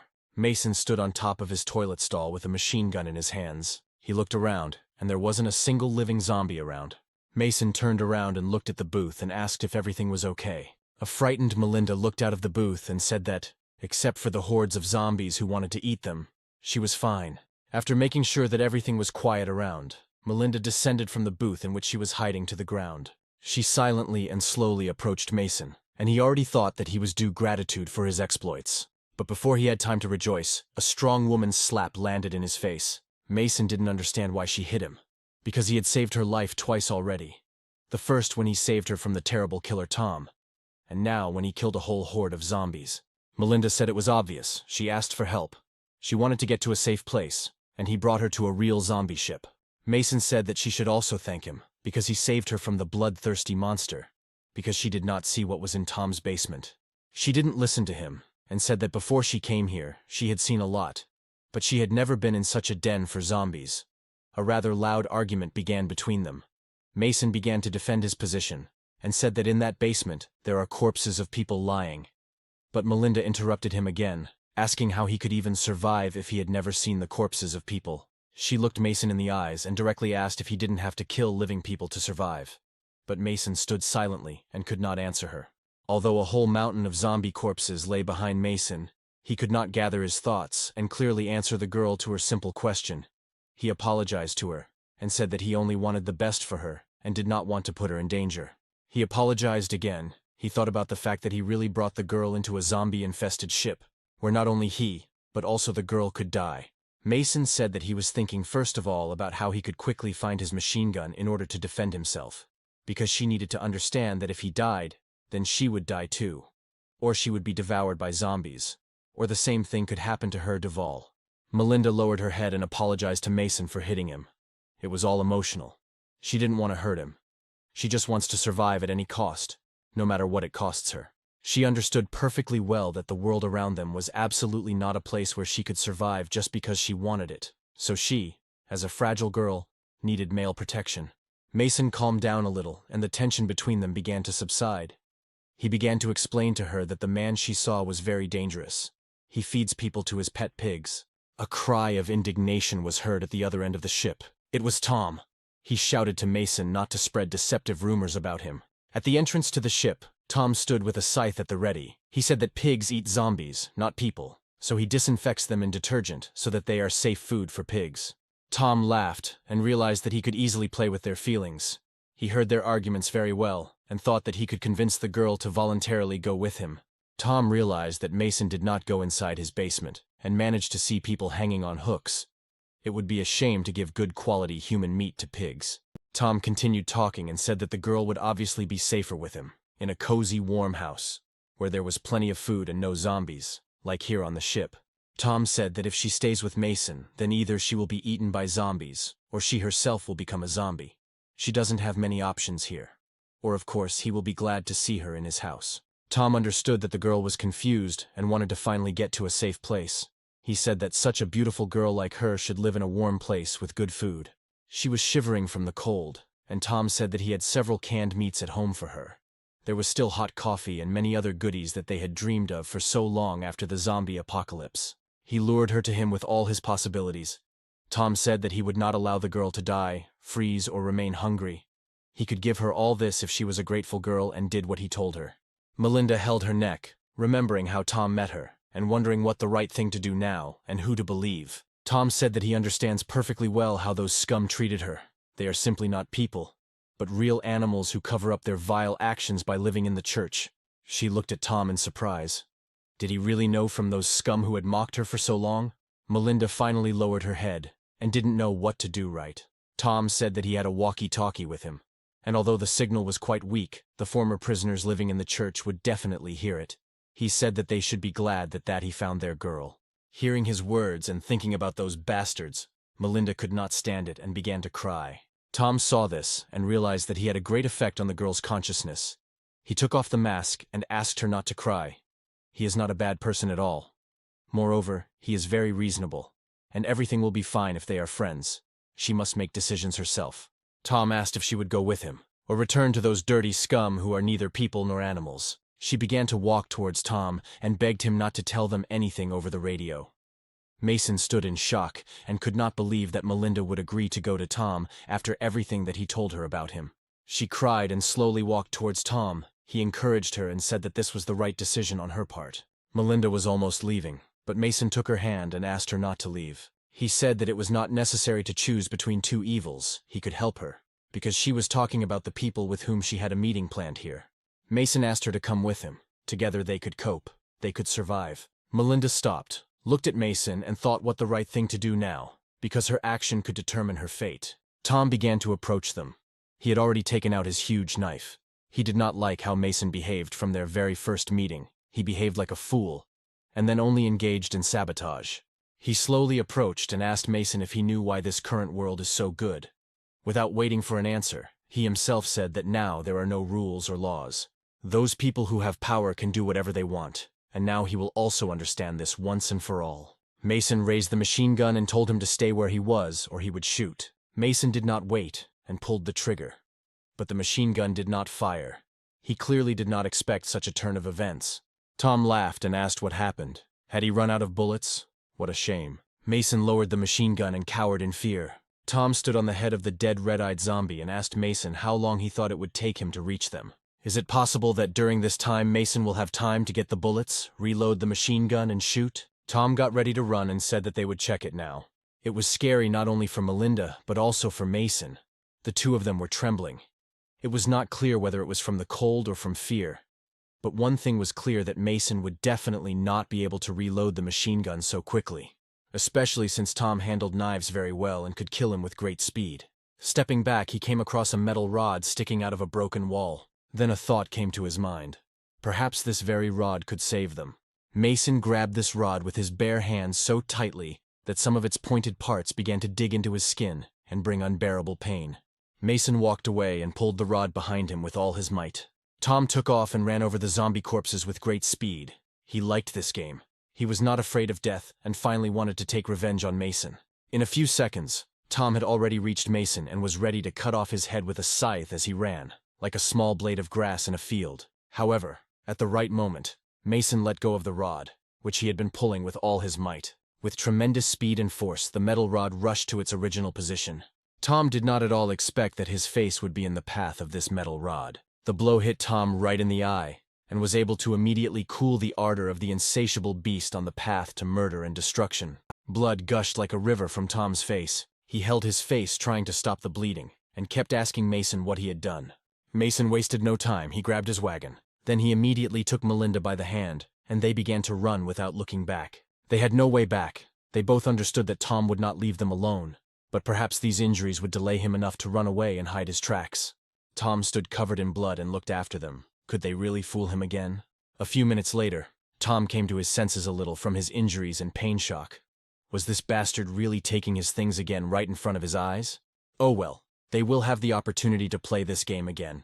He walked from the ship to his home and thought about how he could better finish off this impudent man. This incident happened to him for the first time, and he needs to be killed in some original way. Tom, holding his face, slowly walked to his room, and the realization came to him that his left eye was badly damaged. He couldn't see anything with them anymore. He began to nervously look for something in his nightstand, making sounds of groaning and pain.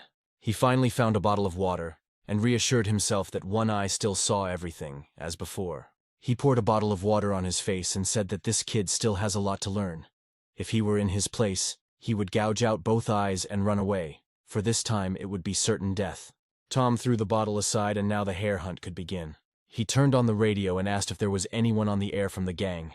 One of the bandits immediately answered him, saying that they were in touch. Tom said that 2 young men were moving towards them. When they spotted them, they should just pass on their coordinates. Tom ordered the bandits not to touch any of them. He just needed information about where they were. Until he arrives, he asks not to capture them, but better not to show in any way that they have been spotted and are being monitored. The bandit replied that he would report his request to the top, and only then they would give him an answer.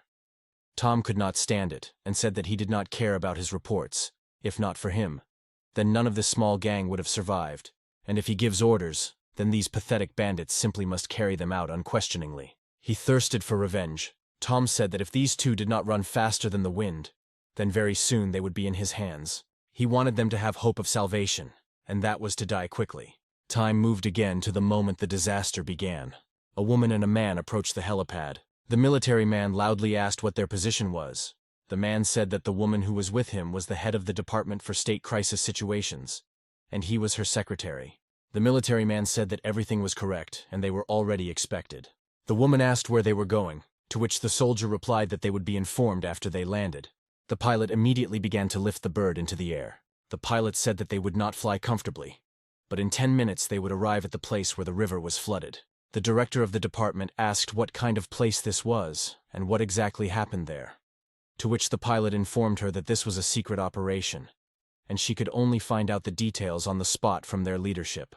The director said that she has a daughter who should arrive in Korea very soon. She definitely needs to tell her whereabouts, but the military man replied that he was of course very sorry, but he still wouldn't say where exactly they were going.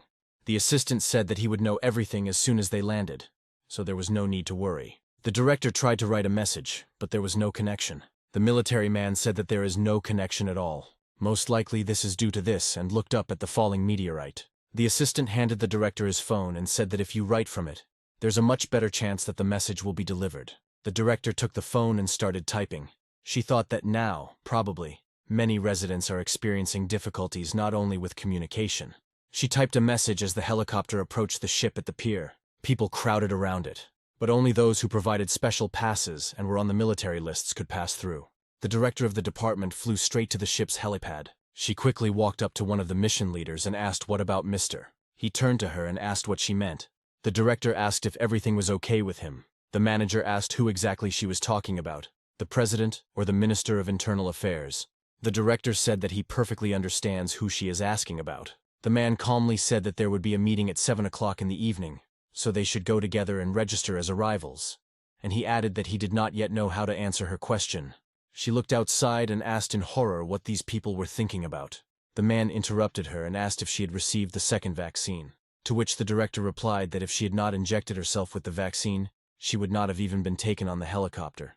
The man asked if her daughter had received the vaccine, to which the director replied that she had been vaccinated before leaving the country. What about the third vaccine? The man asked. The director said she was sent to where there was a third vaccine. The man said that getting the third vaccine is not necessary if you have already had the first 2. The director said that they couldn't tell him anything else. The first vaccine cost $1.5 million. The second vaccine cost $900,000. But she suddenly stopped without telling how much the third vaccine cost. She looked at the pier, where people were crowding. How they could not understand that not all of them would sail on this ship. They were interrupted by a child's cry. With a cry from his mother, the little boy ran headlong towards his mother. The director just had time to squat down when the tomboy rushed into her arms. The kid enthusiastically asked his mother if she had seen the sky. The director said that they had nothing to fear, because this ship is one of the most protected places on Earth. Therefore, no matter what happens, he should not leave his mother for even a second. The kid asked where his sister was. Had she really not arrived yet? The director tried to calm the boy down, and with a smile on her face said that she would definitely welcome his sister here. The kid looked up at the sky again. There, one by one, fiery stones flew to the ground at great speed. It was Melinda's mother. It was she who sent her messages when they fell. And the main message of these messages was that you need to survive, at any cost. It was these words of her mother that gave her a chance and hope for salvation. At this time, Melinda and Mason moved forward away from all the horrors that they encountered along the way. Mason turned around and asked Melinda who this person she so wanted to meet was. Could it be one of her family members? Melinda didn't say anything but simply nodded her head. Mason said that he only had a grandmother, who died a month before all this horror began. He grinned. Would she really be afraid of zombies? With a smile on his face, he encouraged Melinda and said that her family would definitely survive. After all, the main thing is to believe in it, and then everything will definitely be fine. These words actually cheered her up a little. At this time, a dull thud sounded on the ship they had just left. Over and over again, as if someone was knocking on the door in a certain sequence. This was the same little boy who was now hardly a simple, friendly boy. Now it was a bloodthirsty, red-eyed zombie. And since Melinda's brother was here, this could only mean one thing. This destroyed ship was the very ship of salvation that Melinda was in such a hurry to get to. The baby fulfilled his promise. He still did not leave his mother, and they were close to the very end, even after death. The mother growled and watched as her still-living daughter left the place where she was supposed to go. Melinda had absolutely no idea where to go and what lay ahead for them. But now, both she and Mason had hope, and this is the strongest motivator for survival in this harsh, lifeless world. At this time, the fireplace was burning in the bandits' camp. One of them was humming a song to himself and making coffee. Today, he was supposed to have the most delicious coffee on the entire planet. He wiped the cup thoroughly. He placed it on a tray with a plate of sliced toast and pieces of meat, then poured a cup of coffee. He said with joy and pleasure from his work that he was ready tomorrow. Approaching the luxurious bed, he called out to Edward, who was the leader of their gang. He sat down on the bed and said that he was tired of smelling that nasty aroma of coffee every morning, and also this nasty voice of his subordinates. The guy's name was Sam, and he said with a grin that Edward always liked everything. But he immediately interrupted him and ordered him to shut up so that he could start at least one day in a good mood. Edward took a cup of coffee to start his breakfast. Sam said that earlier in the day they received a call from a canning factory. Edward stood up and headed to the window, and Sam humbly followed him. He reported that some girl had most likely escaped from the factory. Edward immediately asked where she went, to which Sam immediately replied that she was heading in their direction. Edward asked whether the girl was alone or not. Sam said that from the messages from the factory it was clear that she was with some young guy. He laughed and said that Tom wouldn't tolerate that. Edward drank his coffee slowly and asked what Tom said in the message about these escapees. Tom said to catch the two, and then he himself would come and deal with them. Edward liked this. He laughed and said that he simply could not wait for Tom to come running to them with bulging eyes and beg them to give up the prisoners. Sam, shyly, reminded Edward that they were related by blood, they were cousins. So he has a small request. Edward took another sip of his coffee and asked what his request was. He reminded him of one of the gang members named Henry. Every time he ignores his orders in front of the others. But if he had a badge of honor, he would obviously stop doing that. They are relatives. Can't he really give him such a badge? Edward asked what he wanted from him, to which Sam replied that if Edward, as the king of their gang, punished Henry for his behavior, then he would never disobey his orders again. Well, or giving him a badge could greatly increase his reputation in their small society. Edward looked at him horribly. He took a walkie-talkie from his pocket and ordered Henry to go up to the room. Sam immediately thought that his time had come. Now that Edward would punish Henry for disobedience, he would definitely be on top. Edward placed his cup on the tray. Sam quickly carried the tray to the table, like an obedient dog. He was so happy that he was even ready to jump on the spot. Would Edward really punish that bastard Henry? Now he would definitely be finished. A minute later, Henry knocked on the door, opened it, and asked if he could come in. Edward sat down on the bed and, smiling at Henry's appearance, told him to come in. Sam stood there with a big smile on his face and waited for Edward to tear Henry apart right in front of him. But Edward calmly asked Henry why Sam had been pestering him all morning about their relationship. Henry even sweated a little. He knew very well that Sam was the cousin of their leader, but because he was not far in mind, he never listened to him. Henry said that he simply asked Sam not to interfere in their affairs. Sam said that he didn't just tell him not to interfere in their affairs, he scolded him like some kind of child in front of everyone. This is real humiliation. Henry stood with his head down and Edward laughed. Henry said it was true. He might have gone a little overboard.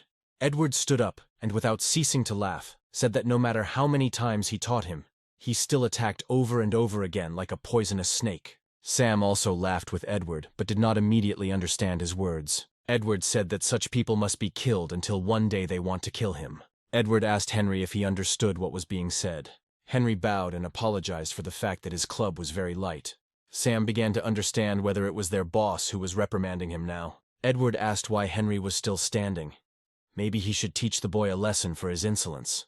Henry looked at Sam from under his forehead and said that he could use some pain. Sam was shocked by what was happening. How did it happen that the conversation turned against him? This is not what they agreed on. Henry was already there and started beating the bastard Sam. Edward didn't look at it. Henry asked if it was necessary to take the badges from the bastard.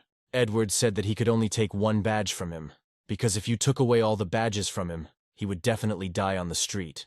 The sounds of impacts continued, and Edward decided that now was the time to drink some coffee to relax. At some point, Edward turned around and asked Henry to send the children to work. He stopped his beating of Sam and said that he would immediately carry out the assignment. After that, he let Sam go. Sam fell to the floor like a piece of meat, choking on his own blood. He tried to get up and spat blood mixed with saliva on the floor. Sam said that he would also go right away to carry out the boss's instructions. Edward approached him and asked where he was in such a hurry. Sam looked at his cruel brother with fear and did not understand what he wanted from him. Edward picked up a hockey stick and said it was time for the second lesson. The second lesson is aimed at moral education. Swinging well with a hard wooden stick, Edward landed a clean blow right on his stupid brother's ass. The sounds of blows continued one after another. Edward repeated only 2 words: hierarchy and order. Hierarchy and order. After a minute, the sounds of blows stopped, and he ordered Sam to gather everyone. Edward asked how well Sam understood the lesson he once again taught him. Suddenly, there was a knock on the door. It was a guy named Ray. Edward said that he was always glad to see him and allowed him to enter. He poked Sam's ass with a stick and said that today he would go to the second subway line along with the slaves in order to bring at least some benefit. Sam was glad that this beating was over. He didn't care where to go as long as it was over. He asked permission to return before dinner. He couldn't leave his boss hungry. Sam crawled slowly, and Ray approached Edward. The boss ordered him to speak, but he waited until Sam crawled out of the room. As soon as the door closed, Ray said that they had a problem with zombies at the subway station. Edward took Ray by the prosthetic arm and raised him. He asked if everything was okay with his arm. Ray did not immediately know what to answer, and said that it had been a long time. Edward laughed and said that the fight was too much for him. Ray said that everything is fine now and his arm doesn't hurt. The boss smiled and said that Ray probably still hated him for losing his arm, but Ray immediately stopped him and said that Edward was doing what a leader should do, and he was even grateful to him for bringing him back to understanding when he didn't understand who was in charge here. Edward looked at him sternly and asked if he really thought so. Ray, without thinking for a long time, confirmed his words. Then the boss asked if he cut off his leg now, he would also be grateful, to which Ray immediately agreed. The boss praised him for being so aware of his guilt, and asked what was wrong with the zombies, to which Ray replied that he had killed every last zombie on the station. Edward asked why he didn't leave a few zombies alive.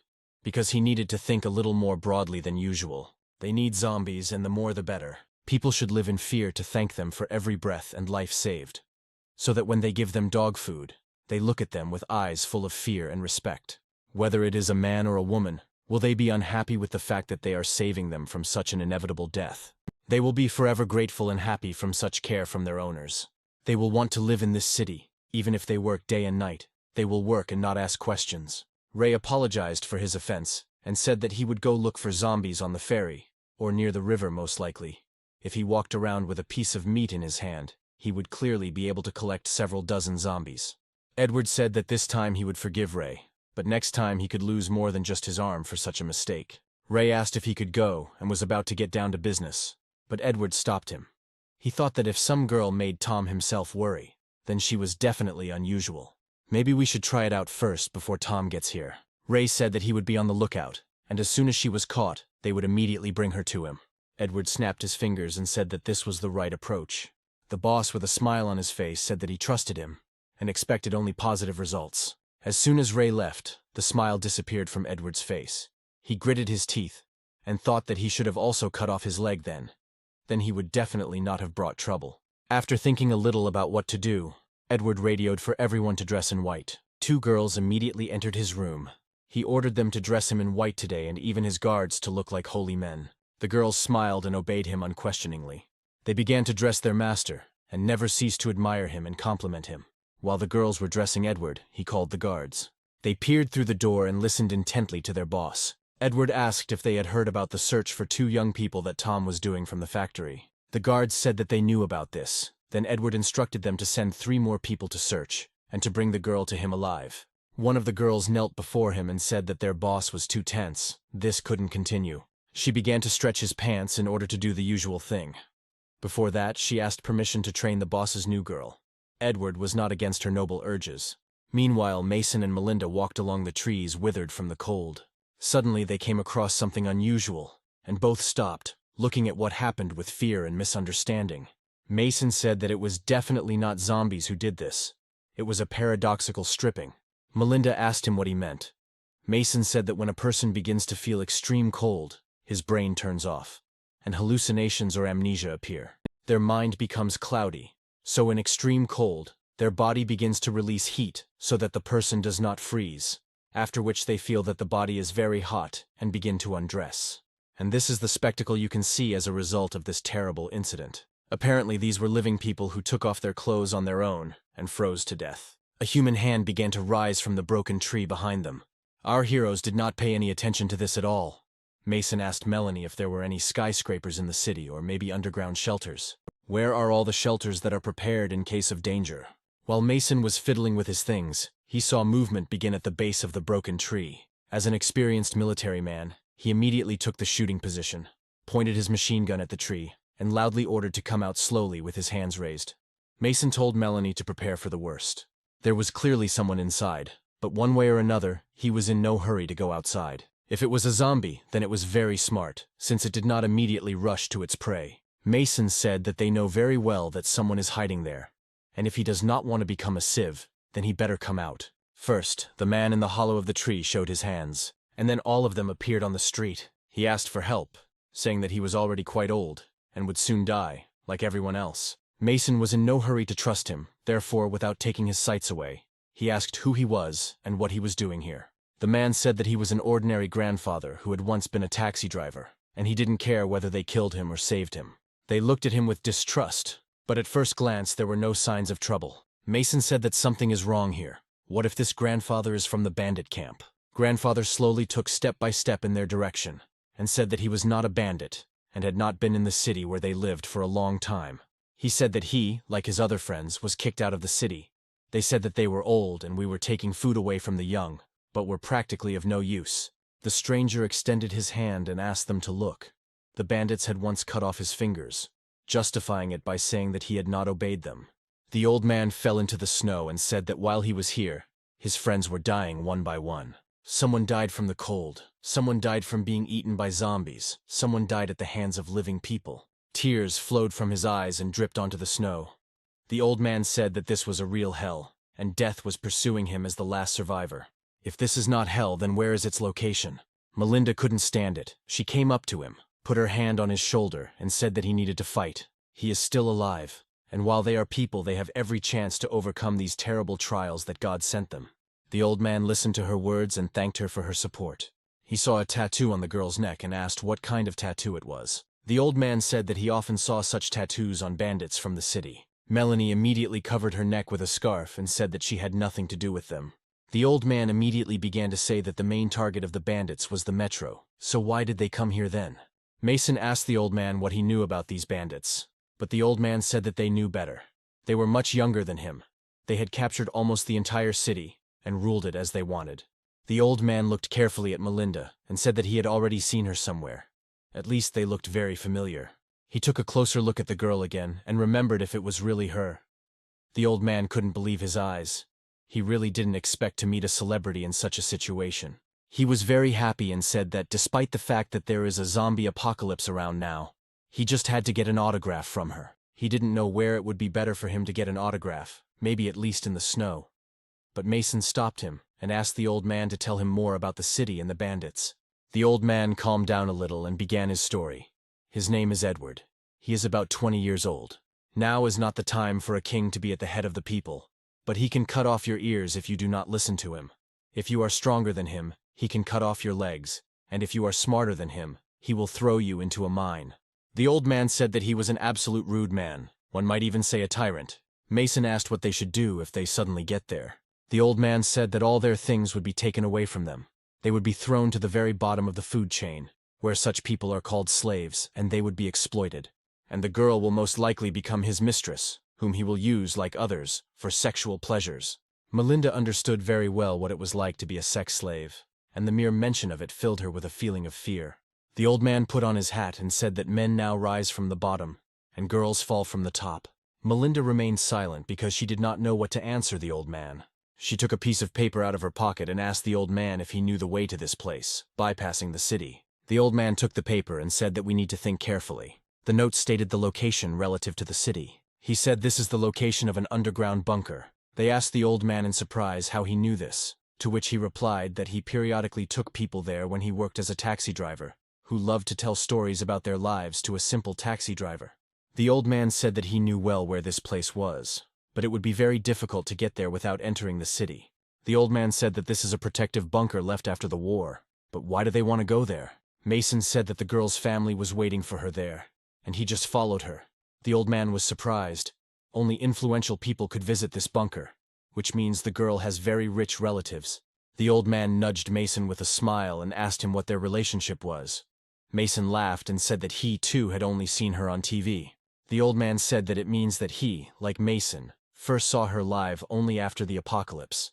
Mason said that everything was exactly like that. Mason looked at the lying human bodies and asked the old man what to do with them. He thought a little and said that they should not be touched.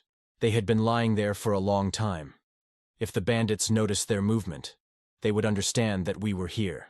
The old man said his name was John, and he would show them how to get there, but it would be very difficult to get there without going on the subway. The only entrance is a white hole. That's what they called the mine they were forced to work in. There are a lot of pieces of ice that they extracted things from. But this mine has its own peculiarity. If you are distracted for even a second, you will not be able to understand where is up and where is down. There is ice all around, and this white shine makes you lose your mind. And if you miss the person in front of you, you will get lost. These stories did not greatly inspire Mason and Melinda. The old man hastened to reassure them.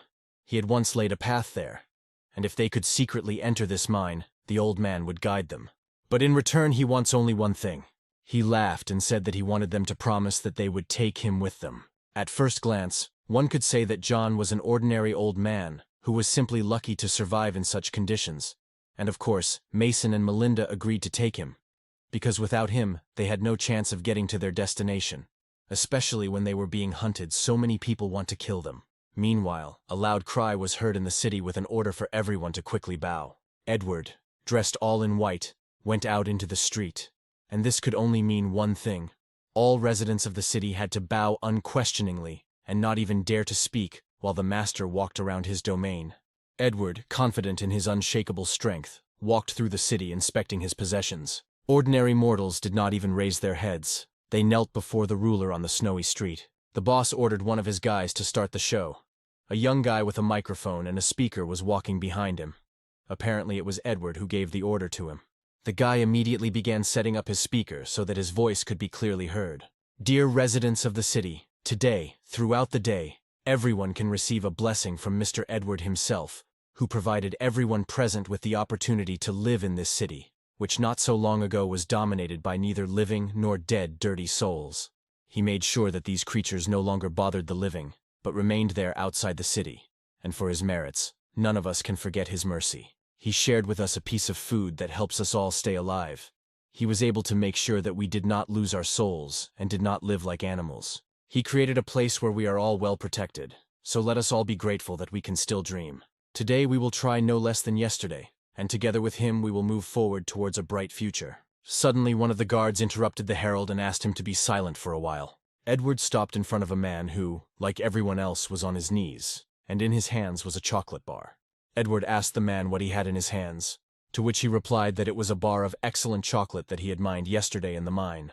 Edward immediately asked why he did not leave this chocolate after leaving the mine, to which the man replied that he was very worried that this delicious chocolate would not reach Edward, so he wanted to personally hand it to his boss. Edward liked that this slave wanted to please him, and he asked what the payment was for such a valuable product. The man was afraid of the boss, and said that he had no right to demand anything in return. But Edward did not want to listen to it, and said that he understood perfectly well that this man needed something. The man hesitated, and did not know how to start this conversation correctly, but without raising his head, he began to talk about his 15-year-old daughter. Right behind him, there was a girl on her knees. Apparently she was the daughter of this man. He said that she had no badges at all. However, without these badges, it is very difficult to get a job that does not involve diving into a mine. Edward did not listen to his old father and ordered the girl to show her face. She was afraid to do this, and her father kicked her several times so that she would be more courageous in this situation. The girl raised her head, and finally she was lucky enough to see their leader. She was very young, trembling with cold and fear. Edward took a closer look at the girl and thought a little about how he should deal with her. After standing for a while in thought, Edward removed the badge from his chest. He casually handed it over to one of his maids who had been giving him pleasure only a few hours ago. The girl took the badge in her hands and approached the girl sitting in the snow, and with the words, "You are no longer a slave," she attached the badge to her tattered clothes. The girl couldn't believe what had happened. Could she really be so lucky at such a young age? The old man still did not raise his head, and the gentleman leaned towards him and took the chocolate bar from his hands. Edward said that he gave this badge to his daughter only because she was beautiful. The man never stopped thanking him and said thank you over and over again. Edward ordered the guards to transfer her to a hotel because she was already quite big and could serve well in another matter. However, the reward for the girl is the punishment for her dad. Edward said that no matter how good the intention was, he couldn't just get away with hiding the products. The man fell silent and did not know what could await him now. Edward shook the chocolate package and a chocolate bar fell out. The man raised his head slightly and did not know how to respond to Edward's words. Edward looked down at the man already lying in the snow and said that his sincerity was worthy of praise, but his hands were bad. The guards immediately grabbed the man's hands. His screams echoed throughout the camp, because losing his arms at such a time could only mean one thing: death, which would come either from hunger or from zombies. Our travelers heard all this. Mason watched Edward through his binoculars from the top of the mountain. They said that he was really sick in the head. John said that he initially said that if Mason fell into Edward's hands, he would definitely lose some limb. Melinda asked the old man where the entrance to the white hole was. Mason looked down the mountain again, and there were indeed a lot of entrances. The old man crawled up to Mason and said that the entrance was next to a construction vehicle. The builders did not stop working and increased the size of the entrance. With the help of these machines, builders made the entrance deeper and expanded its diameter. Mason said that they drill very diligently. The old man replied that subsequently people go down into these holes in search of valuable things. The old man pointed to the largest drilled hole, and Mason immediately focused his binoculars on it. He handed the binoculars to Melinda so that she could also get a better look at the place where they were going to go. This entrance looked very dangerous and filled with human fears and troubles. The old man said that this is the closest place to the subway stations. He only went there once. The fire door is frozen and does not rise, but there are vents that are connected to other stations. Several people have already escaped like this. Melinda looked at the old man hopefully, but he said with a smile on his face that after that, no one saw them again. Mason was no less surprised than Melinda, but both understood that they had no choice. John said that no one actually knows whether these people were able to escape or survived, and to this day, this remains an open question. John turned over with a smile on his face, and added that they would go and find out what happened to all those who wanted to escape. Melanie said that John had completely lost his fear. My dear, dear friends, in this world you die as soon as you start to be afraid. But if you think until your death that you will survive, even if the chances are very small, the probability of survival exists. The most important thing is not to give up. You should always remain sane and have good memory. After discussing this exciting journey, they could only wait for darkness to come. A sirena sounded outside, indicating the end of the working day. After the sound of the sirena, one of the work managers blew a loud whistle directly into the mine so that all the workers would hear the message about the end of the working day and get out. The mine was deep, and even sounds from the surface reached the depths for several seconds. At this time, all the workers were actively working. Everyone was trying to get at least something to be useful and not be kicked out of the camp. As soon as the first worker heard the sound of the whistle, he immediately duplicated it so that all the workers in the mine could hear it. One of the workers looked into his basket and there was not one useful thing in it. He looked fearfully into the basket and thought that he could not live with such booty. All the workers collected the things they had obtained into their briefcases and began to rise.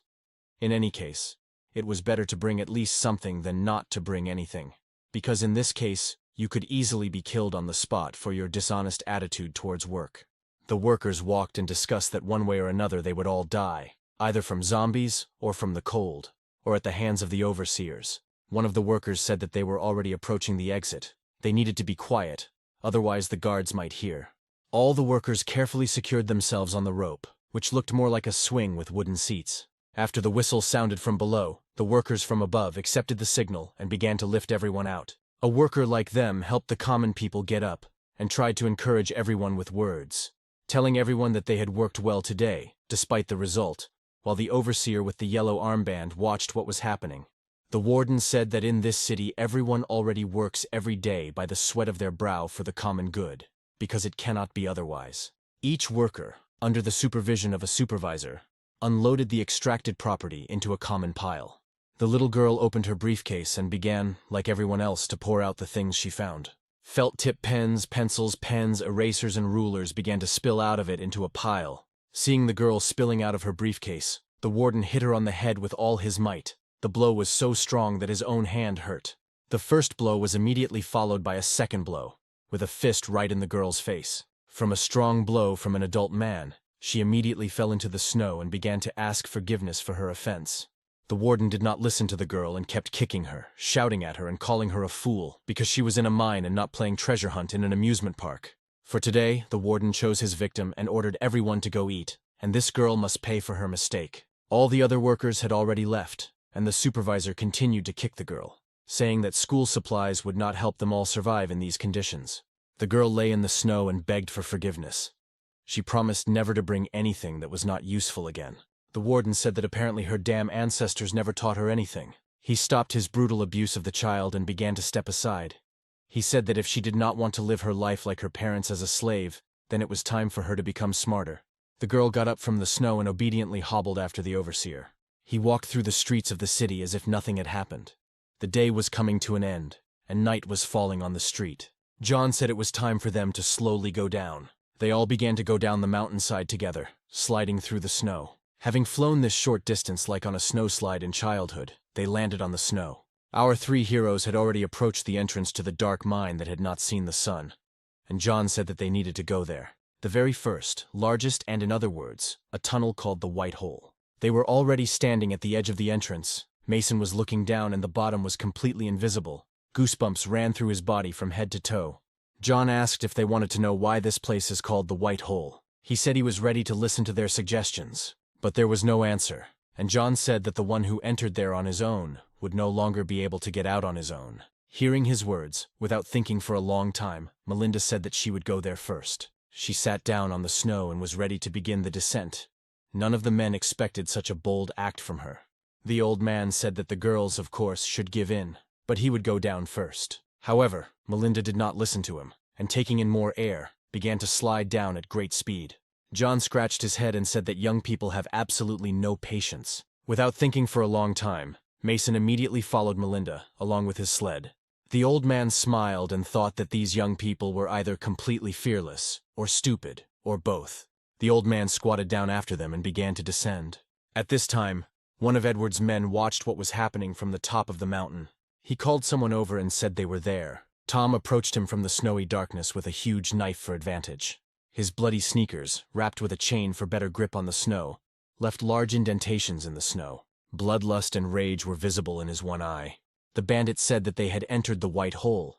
Tom knew very well that this place goes straight to the metro line, but he didn't immediately understand where they wanted to get through it. Did they really want to escape through the firewall and water supply? The wound on his face had not yet healed completely and was bleeding, but he did not pay any attention to it. He laughed and said that he strongly doubted that they would be able to escape anywhere from this place. He walked forward. Tom only thought that when he saw Melinda again, there would be no more love between them. Revenge always came first, and only then love. Meanwhile, screams and sounds of battle between people and zombies were heard from the ship. It was Ray, Edward's faithful dog, who promised to bring zombies to frighten the population. But his plan was obviously not entirely successful. He sat on the floor covered in blood. He looked at his team, who were lying on the floor in their own blood. He only thought that these weaklings were no good. Not far from him, he heard the sounds of approaching zombies. He grabbed his flashlight and thought that it was high time for them to crawl out to him for dinner. Ray turned on his flashlight and shone it into the darkness from where the sounds were coming. Dozens of red-eyed, snarling zombies were already crawling over the wall in search of food. Ray looked at them and thought only that there were too many of them here. The same sound began to come from the other side, and he shone the light there. There were no fewer creatures on the other side, and they were also ready to pounce on him. There was not much time left. Ray thought for a while, and even managed to get upset. But suddenly he heard a pleasant smell of fuel, shining a light forward. He saw that during the battle a canister of fuel had been pierced. Apparently he had reached the fuel tanks. He shone the light on his hand and saw that everything around him was already sufficiently consumed by fuel. He came up with a brilliant idea, but Ray was a little upset that he wouldn't be able to beat Edward's puppy again. He began to check his pockets, and thought that it was in vain that he began to obey him. He had to go to the end then, and perhaps he could be in his place now. But it was too late to blame himself. He should have thought about it earlier. He looked for his lighter, and finally it was in his remaining right hand. Ray no longer wanted to live like a dog, obeying his master. His soul wanted something completely different. As soon as the lighter's fire lit up, a horde of zombies could be seen around him, who were already a meter away from him. A crowd of zombies attacked Ray, who did not resist at all, and said, "What if there was still a god in this world? Let all those bastards who remained in the city. They will die a more cruel death." As soon as the zombies began to tear him to pieces, the lighter reached the floor, and the fuel that spread throughout the room immediately ignited. At first a small light could be seen on the street, like from a fire, and within a second there was a huge explosion that lit up the night sky. This explosion simply broke the ship in half. From its vertical position, the ship assumed a completely horizontal position. Although the fire was constantly burning everywhere, moving bodies began to be seen everywhere through the smoke. The red-eyed zombies have finally left their prison, where they had been languishing since the very beginning of the apocalypse, awaiting freedom. These were not ordinary zombies at all. They were exactly what Tom told Mason about at the time of their first meeting. Melinda's mother and brother were among them. The leader of this ominous group saw Tom's bloody trail, which stretched straight into the city. Now they knew where to go. These were not just zombies. They were much more progressive than ordinary walkers, they could think. But all the time they were driven by standard human desires, one of which was hunger. Meanwhile, Tom was standing right in front of the cave entrance. Blood oozed from his hand, which left a trail behind him for the zombies straight into the city. Tom wrapped his arm in a tight bandage to stop the bleeding. His wounds still had not healed, and he was in terrible pain. He thought to himself that at the moment he was not in the best position. His wife had run away, his arm hurt, and he had lost an eye.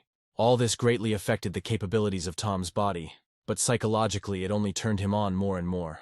For a long time he had not dreamed so much about how he would kill a person. At some point he raised his knife and said not to interfere.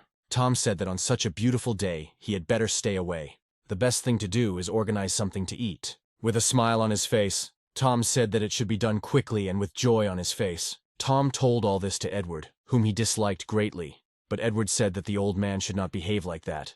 Otherwise, what would his subordinates think of their godlike master? Tom smiled and thought that he had other plans for today. Revenge was above all.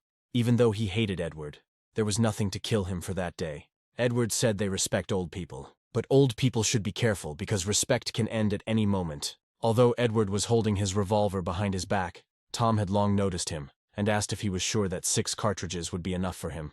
Edward said that 3 cartridges would be enough for him. Tom lowered his huge knife and jokingly said that Edward had grown a lot, to which he replied that this was also thanks to him, hinting that Tom was producing meat for him. Calculating that the tension had subsided, Edward smoothly pulled the trigger on the revolver, leaving it unloaded. However, at the same moment, Tom suddenly approached and put his knife at his throat, taking Edward by surprise. Meanwhile, our heroes were already deep underground.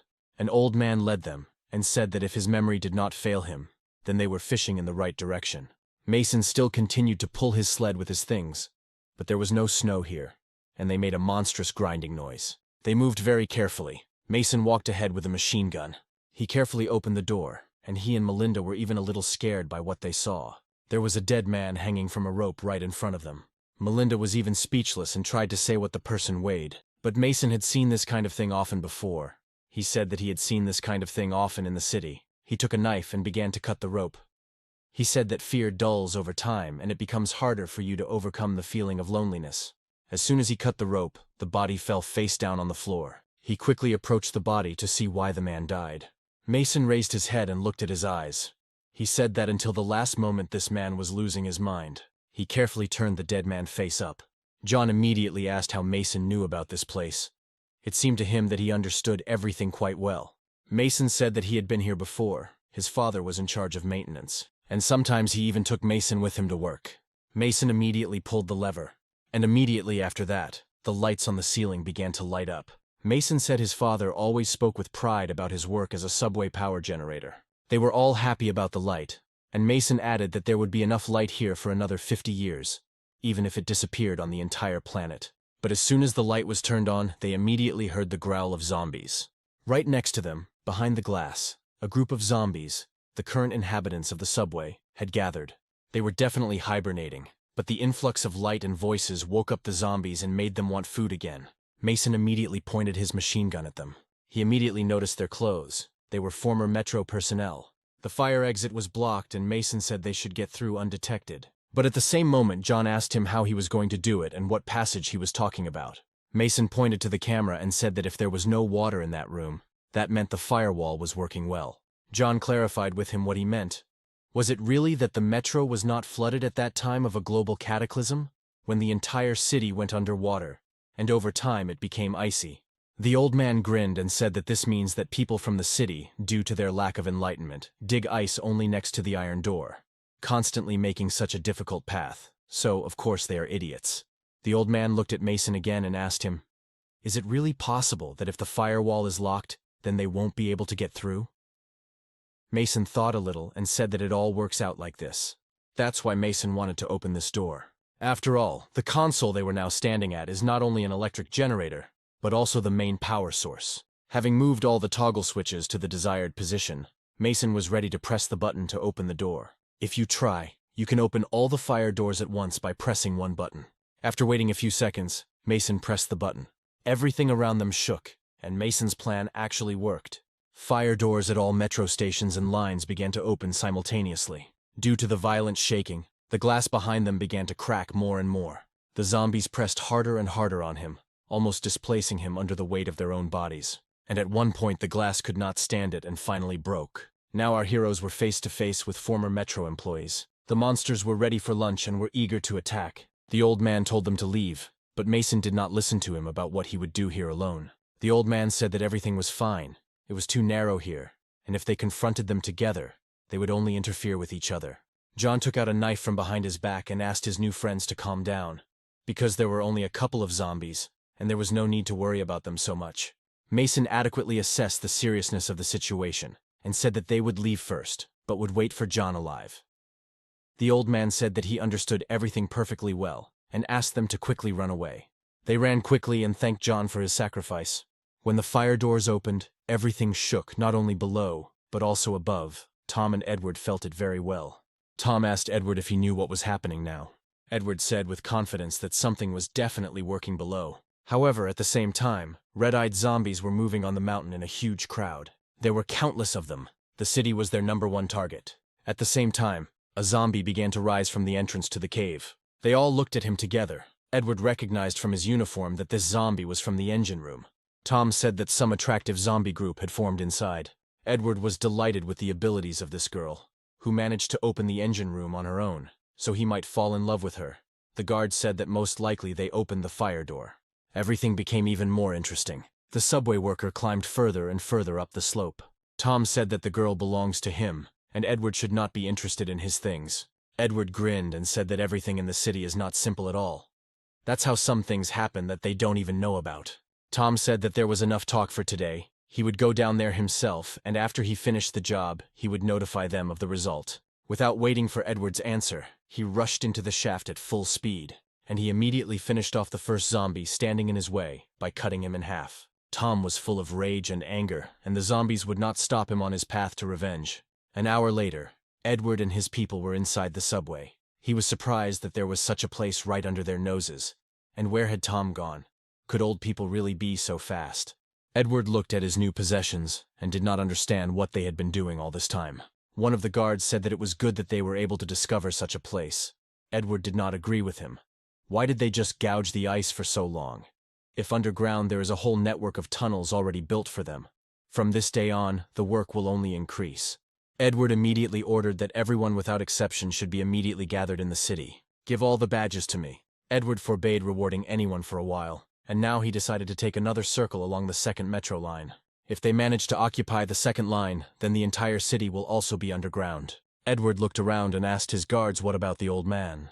One of them said that Tom walked in that direction, pointing towards a dark tunnel. Edward immediately followed him, and after a few minutes they approached the very door through which our heroes had entered not so long ago. They went inside and Edward immediately asked what was there. Tom stood silently and stared at something lying on the floor. Edward came closer and saw a real performance on the floor.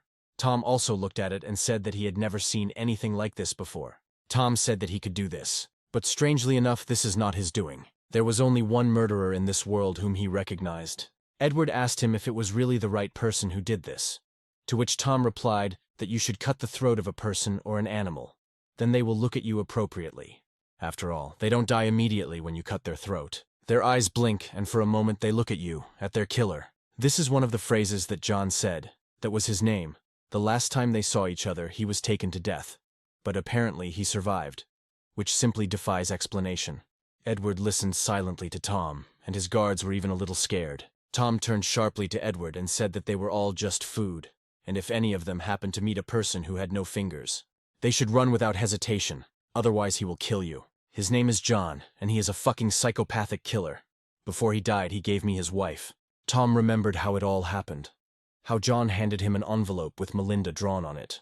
It was John who was the person who was sitting in the next cell with Tom. That was the last time they saw Tom, without deciding which of them was the real monster.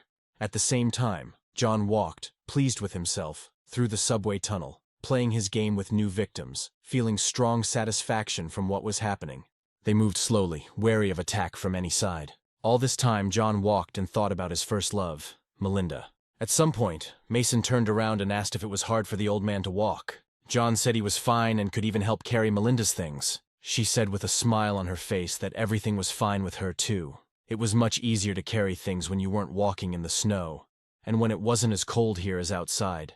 John said that if suddenly Melinda gets hard, he can help without any problems, because Mason needs to carry a weapon, and he can carry Melinda in his arms. Melinda had not heard anyone compliment her for a long time, and with a smile on her face said that she did not want to become a heavy burden for someone. They should survive together. Mason interrupted her, and said that it would be more interesting for him to see how Melinda carries John. After this joke, they laughed hard. The old man also laughed and added that he was too skinny and would be too easy to carry. At the same time, he did not take his eyes off Melinda's buttocks. He had dreamed about her for so long. She remained in his memory since prison, and he could not even imagine that he could be so lucky to meet her in such a dying world. Ahead, they saw brightly shining lights. Could it be a train? John couldn't believe that there was still light on the train. But Mason explained that it was because he had started the generator, but he didn't expect the light to even reach here. They slowly and carefully moved towards the stationary train. Within a minute, they came close to the train. However, when they got very close, they saw that water was starting to drip from the ceiling. They immediately realized that if she fell on the rails, which were now energized, then inevitable death would definitely await them, and they immediately rushed to get out to the platform. They were able to quickly get to a safe place and began to regain their breathing, thinking that they were no longer in danger. How great was their surprise when they saw a carriage packed to capacity with zombies eager to kill. As soon as the zombies saw the new portion of meat, they began to behave less passively than Mason and his friends would like. John asked Mason how strong the doors on the subway trains were, to which Mason replied that they must hold back the onslaught of this crowd. John turned and saw that the zombies were not only on the train, they were also gathered behind the entrance grate of the subway. There were no less zombies there than on the train itself. Melinda tapped Mason on the back and showed that the entrance on the other side was also filled with zombies. In fact, the entire metro station they came to was filled with zombies. They were separated only by a metal grate, which was subjected to the endless onslaught of a huge mass of zombies who had not smelled flesh for a long time. The grate began to succumb to the zombie pressure.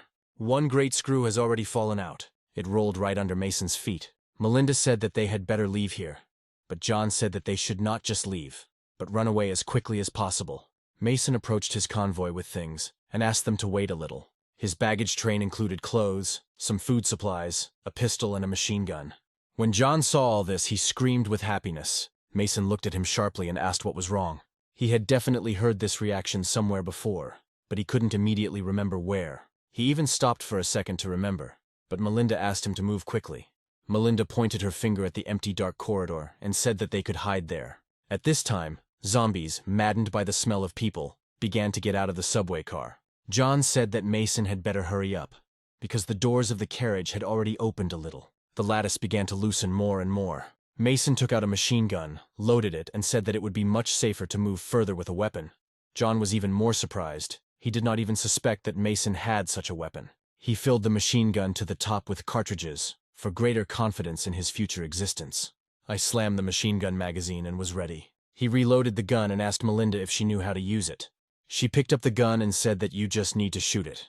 Mason nodded his head and said that this knowledge was quite enough. He handed her a gun and said that only they would survive. John said that since he had nothing, he could set a trap, and then reached into his pocket. He stretched the tight thread and said that although it would not last long, it should help. He headed to one of the entrances and said that such a trap needed to be installed at head level in order for it to be as effective as possible. The zombies were rushing out, and it was obvious that the iron door would not hold out for a very long time, and John unwaveringly stretched his thread. Melinda asked what effect such a thread could have. John said that this is not just a thread, it is strings, very strong and sharp when they are in a taut state. Stuntmen often use them in their work. John quickly finished the setup and said that if they were all ready, it was time to run away, but the question was in which direction. Without finally deciding, they all ran together. As they ran, John said that no matter how thorny the path was, now the most important thing was to just run away from here. Mason said that now their most important task is to get to the underground bunker. Whatever happens, Mason promised to bring them there. They ran around the train and headed further along its route to the next metro station. Mason immediately asked everyone to be as careful as possible, because it was very dark in the tunnel. They ran quickly, and John asked Melinda if she could give him the gun while he ran behind them. It would be more effective. But Melinda, without thinking for a long time, gave John her stick with a knife wrapped around it and told him to run in front while she covered the rear. John asked in surprise if she could handle it. But Melinda was not the timid type, and said that she could be relied on. As they ran, a loud noise was heard behind them. The door flew off its hinges and fell to the floor with all its might. The crowd of zombies began to run at great speed. Ahead of them was an unexpected obstacle, left by their good friend John. He set his string exactly at head level. One by one, the fleeing zombies lost their heads from their madness. They walked down the aisle in absolute silence, and Mason suddenly stopped. John grabbed Melinda's head and covered her mouth. He just wanted to avoid unnecessary noise. Quietly in Melinda's ear, he told her that there was something ahead. He said that when you walk in complete darkness, you should make your breathing moderate. Then you will live longer. John released Melinda, and she nodded her head approvingly. Mason said that they should all press themselves against the wall. The wires above sparkled and made small flashes of light for a while. Moving slowly against the wall, they saw zombies devouring a person. They bit off pieces of meat and did not see our heroes yet. Melinda asked what those zombies were eating there, to which Mason replied that most likely they were just chewing each other. In the distance, red eyes watched our heroes. Mason didn't know if they could get through there, but they essentially had no option. And John said that they could try to get through while the zombies were busy eating their own kind. Mason began to walk forward slowly, but John tapped him on the shoulder. He held out his stick, pointing at something ahead. Behind the zombie with red eyes was some kind of door. It was green, so most likely it was open. Mason turned to face John and understood what he meant. They quietly descended onto the pebbles that lay between the rails. Mason had already started to walk forward, but Melinda stopped him. Right in front of him stood a huge zombie, who was a head taller than him and larger. Mason looked forward again, and they immediately met their gazes in complete silence. This was immediately followed by a loud roar right in Mason's face, but as soon as it sounded, it immediately stopped. John pierced the zombie's head from behind with his knife tied to a stick. The zombies were accustomed to the growling of their comrades, but the fresh blood that sprayed from the zombie's head immediately attracted their attention. They stood up, and now the roar was much stronger and sounded in unison. Immediately the zombies came at them in a crowd. Mason was trembling with fear. John said it was time to start shooting. In an instant they rushed to attack. Mason could not come to his senses after what happened and was in a state of shock. But John had already shouted to him that he needed to shoot. Mason valued ammunition very much and always tried not to use it. The crowd of zombies was increasing, and a bunch of red-eyed ones were running behind the ordinary zombies. Mason quickly pulled himself together, took aim together with Melinda. He told her to shoot straight in the head, after which a hail of bullets rained down on the zombies. They, along with Melinda, began shooting at the crowd, destroying one zombie after another. The sounds of gunfire echoed throughout the metro, which had been completely silent for many years. Tom heard these sounds very well. At this moment, he was already close to his goal. He dealt with all the zombies at the last metro station and said that they would not get far from him. Edward's voice sounded behind him. He was also covered in blood and said that this place, of course, would need to be cleaned up properly. Tom said that along the way he actually does part of the work of his pathetic bandits, and any slave can remove the corpses, so Edward should also thank Tom for the service rendered. Meanwhile, at the entrance to the mine, all the workers from the city were gathered. The time was already approaching the end of the working day. But such a gathering of all people rarely happened. The workers did not understand why they were all being pulled back to work. The supervisors urged people to quickly start work and enter the mine. The workers assumed that this could all be connected with the recent earthquake. Within an hour, all the workers had already gone inside and started work. At the top of the mountain, someone was watching what was happening. A crowd of red-eyed zombies from the ship were already approaching. The leader of these creatures was pleased that all the meat had independently gathered in one place. All the zombies, following the leader, began to fall headfirst from the slope. It was very convenient to be dead, and after falling from such a great height, they simply got up and went forward, conquering the city's metro. At the same time, Mason and Melinda crushed the approaching zombies with a hail of bullets. Rotting meat was scattered across different parts of the metro. At some point, Mason's machine gun jammed. He pulled the trigger, but the shot did not fire. Immediately, he was very confused and did not know what to do now. Another zombie was already in front of his face. Mason was pinned in a corner. Now he became a virtually defenseless kitten, surrounded by angry dogs. But Melinda came to the rescue in time. A point-blank pistol shot immediately stopped the vital activity of the rotting organism. The zombie had already fallen to the floor, but Melinda did not stop pulling the trigger, even though she was out of ammunition. Mason put his hand on Melinda's gun. She was breathing heavily and couldn't calm down, but Mason said that it was all over, and she needed to come to her senses. Mason said the gun should now be reloaded. He lowered the machine gun to the ground and said Melinda did a good job.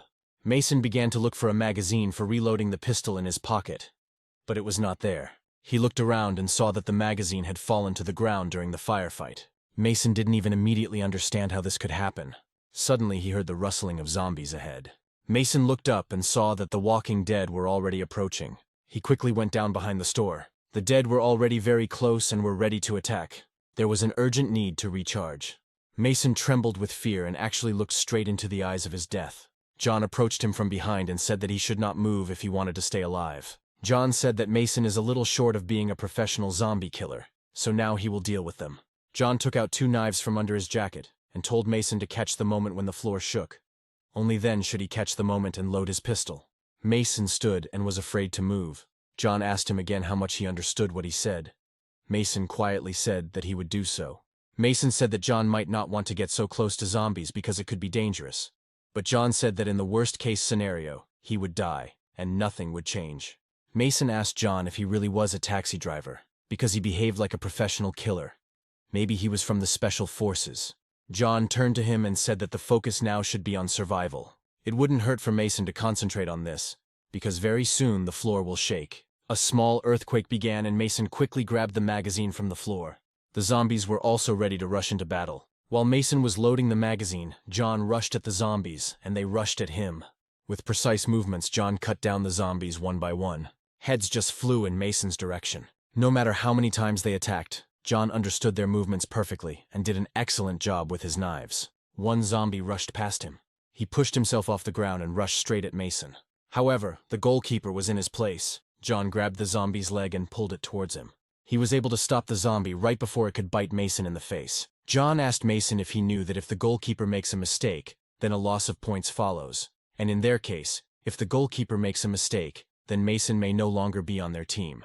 Therefore, saving a drowning person, the work of the drowning man himself, John added. Did he say it right? John asked Mason. With each new blow, he did not stop asking him this question. John said that now they need to do everything right, otherwise they will all die. 2 zombies almost attacked John from behind, but Mason fired twice in time and hit the target. And John, seeing this, immediately cut off the heads of both zombies. When the zombies stopped appearing on the horizon, John exhaled and relaxed a little. He smiled, looked at Mason and asked if this was the first time during this apocalypse that he had seen a slit throat. Mason was trembling with fear and couldn't move. He didn't even know how to answer this question correctly. John said that when he kills them he becomes calmer. Mason looked at him in horror and still could not find words. John immediately asked if Mason was now afraid of him. Melinda said that's not true at all. Mason, through his strength, could only say the word turn around. John turned and saw a whole flock of zombies from where they so often crawl out. John said that the frost from the back was absolutely not a joke. Melinda shouted that there were a lot of them, to which John replied that he felt it perfectly. There are just a hell of a lot of them, stupid zombies. Melinda was sweating and said that it really was like hell here. John reached into his inner jacket pocket and said that the world is hell if they haven't realized it by now. He took a fireball out of his pocket, lit it, and turned around to see what was waiting for them now. Dozens of zombies were already very close. John looked at them with a smile and said that such faces can only be seen in hell, and today they will inevitably get there. John thought that he should have finished things with his daughter in advance. He was sorry that he might not have time to do this. The shaking began to grow stronger. But now it was not only shaking, but also sounds. They heard the sounds of a passing train. Melinda stood above, cried, and said that they should not die here. She didn't know what to do. The sounds were getting stronger, and she prayed to God for help, because there was no one else to ask. Mason realized that a train was definitely approaching them, and said that they should quickly go upstairs and get off the rails. Mason stood up and said that it seemed like a big disaster had been avoided. John turned around and asked what he meant. What other trouble? John rushed upstairs and said that they would die anyway, or he misunderstood something. He went up to them and said that either zombies or the tunnel would collapse, or there was some other option. The zombies followed them, but the shaking did not allow them to accelerate much. Mason told John to stay near the wall. A light appeared in the distance and began to illuminate this dark, zombie-filled tunnel. The zombies only had time to turn towards the light, and immediately after that, they were hit by a subway train at full speed. This most likely was the very rescue that Melinda was talking about. This whole crowd of zombies was already right under the iron wheels of the train. The train was traveling at great speed and was developing a strong wind, but thanks to the fact that our heroes were pressed tightly against the wall, they were not carried away by the wind and were not crushed by the train. After the train passed, a whole heap of crushed meat, bones and blood was left on the ground. Mason had not yet opened his eyes and asked if everyone was alive. The old man and Melinda said they seemed okay. Mason quickly woke up and said it was time to run. John said that they were simply incredibly lucky. The train was traveling at a very good time, right on schedule. Within a minute, the door slammed behind our heroes. They ran and heard the sounds of falling, one after another. "What is there? What is falling there?" Melinda asked. They began to look more closely. These were the sounds of zombies falling into the subway ventilation. These were the same zombies that came from the ship. They fell in the subway and then got up again, ready to look for food. Now John understood where they came from so often and so much. John suggested walking past them more quietly. But Melinda hastened to disappoint him, saying that it seemed they had already been noticed. Then Mason said that they needed to run and not look back. "We run and look only forward. Perhaps this is the only way we can survive." Meanwhile, Edward stood and looked at the zombies who were locked in the carriage. Behind him, workers were gathering, and the supervisor ordered everyone to get in line, and all latecomers would be used to clean the train. The supervisor encouraged the workers that this was their chance to learn how to hunt zombies, because after that they would be able to join the ranks of the military personnel of their organization. Although the warden said so, he was extremely scared to be near the train.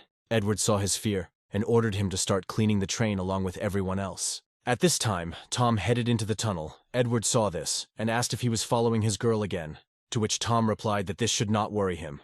Edward followed up by telling him that showing his back so often might be bad for his health. Tom turned around and said that he is a man who even has eyes on his back. His level is much higher than all his soldiers combined. And if he doesn't believe it, then they can check it at any time. Edward, smiling, put his hand on the glass of the train and said that he was so scared that he didn't even know where to go. Maybe he should get into the carriage and let all the zombies go free. Tom laughed and said that as soon as he did this, he would run after him like a little girl. Suddenly, Tom heard the sounds of an approaching train. He didn't immediately understand what was happening. But was that brat really able to start the train? When the realization of everything that was happening came to him, he rushed to run, knocking everyone out of his way. Edward didn't understand what was happening and why Tom was reacting this way, until he saw the light of the train lights behind him. The train did not keep itself waiting long, and at full speed crashed into a train filled with zombies standing at the station. Edward was thrown several meters away from the shockwave. He was able to quickly come to his senses and did not understand since when trains started running in the city. Someone definitely had to send this train. It didn't just come here. Many people were scattered across the platform, and they also slowly began to regain consciousness. However, zombies regained consciousness much faster than humans. Screams began to be heard throughout the platform. One person had already fallen into their clutches. The girl tried to fight off the zombies with her feet, which were increasingly filling the train tracks. However, it was already too late, and the girl was already completely tightly captured with both hands and teeth. Zombies are unreasonable, soulless creatures who did not care at all who they used as food. After so many years of hunger, they could finally enjoy food. One of the zombies grabbed Edward's arm. However, Edward was no ordinary guy. He grabbed his hand and threw him over himself. Immediately after which, he climbed on top of him and grabbed the sword lying under his hand. He put it to his throat and began to press slowly. Edward told him that when he saw people, he should attack them quickly and forcefully. But you definitely shouldn't hesitate, after which you cut off his head with both hands. Tom laughed and said that using so much force to catch one zombie was too reckless, as now he would catch the rest. Tom said that he taught him something completely different. Edward stood up slowly and said that Tom hadn't beaten him too far, but he was already boasting. Now he will show what it means to catch zombies for real, and what it means to fear not just one person, but fear of an entire army. After his words, well-equipped people armed with saws and knives began to approach the tunnel. They began to chop down the zombies like grass on a field, cutting one after another. Edward ordered the use of shields, and already several strong guys with police shields stood in front of him. Tom smiled and said he was driving again. He jumped onto an overturned train. Under his foot he saw a handkerchief that was attached to the train. Tom picked it up, sniffed it a little, and smelled the same aroma. It was Melinda's handkerchief, which apparently fell off her as the train rushed past them. Tom rushed after his girl, and ordered Edward to clean up the place while he hunted. Edward was angry and could not understand this sick old man, and he also infuriated him very much. Edward took off his white jacket, already heavily stained with blood, and told Tom that no one let him go alone, since he wants to get that girl so badly. He will gladly compete with him. He threw his jacket to his sex slaves, ordered the security to follow him, and the girls could handle all the other zombies. The girls, laughing, asked how they could do this. Edward told them to do at least something, and then immediately go upstairs. The girls immediately said that they would clearly be of little use here, so they would immediately go upstairs. The girls went upstairs in fear and wanted to quickly leave this place. However, what was their surprise when they saw that red-eyed zombies were already waiting for them at the top, silently standing. There were no longer people from above. Everyone who was alive, it was temporary, and they all remained only underground. Meanwhile, our heroes were already walking, and there seemed to be no pursuit of them. At some point they ran into the same bunker. Melinda couldn't believe that they managed to get there alive. However, John asked if they could go inside. Mason saw the door and decided to immediately check it. At first, he just walked up to her. Then he leaned close to the door and listened, in order to prevent an unwanted collision with zombies. Everything was quiet outside the door, so he turned the doorknob, and the door opened without any keys or locks. John asked if the door opened, to which Mason nodded his head. Melinda asked what was inside, but Mason said it wasn't clear what was in there, or if there was any danger. The room was dark, but there were no sounds or reactions. John asked if they could really go in, to which Mason replied that there was no other way, unless they wanted to go back the way they came. Melinda again volunteered to go first. She said that if something happened to her, she would want the two of them to save themselves. John said that Mason should go in first. In any case, his reaction will be much faster than the girls. Melinda said that she was very grateful to everyone who came here with her, but she would go in first. John said that in this case, he and Mason would stay here and make sure that bandits or zombies did not come up behind them. John said that he would stand near the door and be able to come to the aid of both Mason and Melinda. Mason moved far enough away so that he could be seen as far into the tunnel as possible, and also so that he could be seen near the door. John saw Mason and said that everything was in order behind her and she could already come in.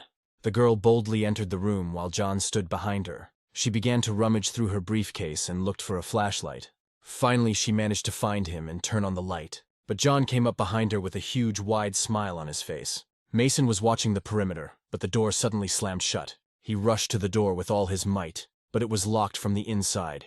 He started knocking hard and asking what happened, if everything was okay. He began to listen in order to understand what happened there. John held Melinda and didn't let her say a word. He laughed quietly and told her that everything would be fine. It will all be over very soon. She has nothing to worry about. Without air, Melinda began to lose consciousness, and John continued to say that very soon it would all be over. She lay in his arms, and John said that all this time he was just looking after her. He said that she was still just as beautiful, even in such a mess. After a few minutes of admiring her, John grabbed her by the hood and pulled her with him into the darkness. Mason couldn't understand what happened. Were there really zombies inside? But when he looked there was no noise or reaction to his appearance. Behind him, he heard a familiar rustling sound. But where could he go? Suddenly he saw a broken staircase that led up. He quickly ran to her, because he had no other way. At first he desperately tried to jump and reach her, but she was very high, and he didn't succeed at all. The sounds became clearer and stronger, and the light of the lantern was already beginning to reach him. A brilliant idea came to his mind, and he placed his machine gun against the wall. He was able to crawl much higher on it. He had almost reached her. He was very close, just like the sound that was approaching Mason so quickly. In the end, Mason managed to grab the ladder. He jumped away from the wall and was able to climb onto it. Tom already saw the entrance to the bunker. He was even a little upset that he didn't have time quite a bit. After walking a few more meters, he stopped and sharply shone the light towards the stairs. Mason's machine gun was there. Tom came closer and shone the light on the stairs, but no one was visible there anymore. Then he became interested in the machine gun. Mason, meanwhile, was already lying on one of the ventilation grills. Meanwhile, Tom walked up to the door with a machine gun in his hands and knocked on it with his huge knife. Behind him, he heard the footsteps of several people. It was Edward and his guards. He only thought that this old man, Tom, although he was much older than them, was still strong and fast. His stamina gave them strength. Edward had already come close to Tom, who was carefully knocking on the doors and listening to what was happening inside. Edward saw a machine gun in his hands and said that he had not seen it before. Tom immediately pointed the machine gun at Edward and said maybe they should all shoot them, or spend bullets to open the door. Edward immediately became more respectful, began to smile, and said that it was objectively better to shoot at the door handle. Edward said that they could die at any time, even without such a powerful weapon. Tom laughed and said that Edward was a smart guy. Then he turned and started shooting at the door handle without stopping. After a powerful machine gun salvo, nothing remained of the door handle. Tom carefully leaned over and looked inside. It was dark there and absolutely nothing was visible. Meanwhile, Melinda was suspended by her hands on a rope. She was trembling with horror and the understanding that everything was completely in vain. She opened her eyes and John was immediately happy about it. He was actively looking for something in the closet. John said that in this country, once upon a time, prisoners who were sentenced to death were treated like garbage dogs. After thinking a little, he agreed that they really were like garbage dogs. He perfectly remembered the day when he was supposed to be executed. He was already calm about this outcome. But the guards took him to some kind of laboratory, and when he arrived there were 10 more prisoners who were supposed to be executed with him that day. However, we all became lab rats, or even monkeys. We were all drugged. To tell the truth, I have never tried so many pills in my entire life. I ate all the pills, green, red, black. A week later there were only 3 of us left. Everyone else died. John laughed. But the most interesting thing is how they died. They didn't just become addicted. At some point, after taking the pills, their eyes widened. They grabbed each other and devoured them. And so the rebellion began. But the most urgent thing was to come. But the worst thing was that these bastard scientists just stood and watched as the prisoners devoured each other. Although no, they even filmed it all on camera. They knew everything. They knew perfectly well what would happen. That's why they needed people like me, sentenced to death, so that later they would not tell anyone about this unsuccessful experiment. He took documents out of the locker, showed them to Melinda, and said that all those zombies that walk upstairs were the work of bastard scientists. They were the ones who started this. He asked Melinda to look closely at these faces.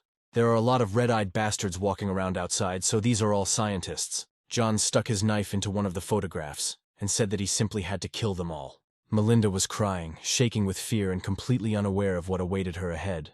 And John only became more and more amused as he watched her become more and more scared with every second. Time traveled to John's memories, when scientists were conducting experiments on red-eyed zombies. Water was released into the zombie capsule. The capsule was completely filled with water, and the zombies began to drown.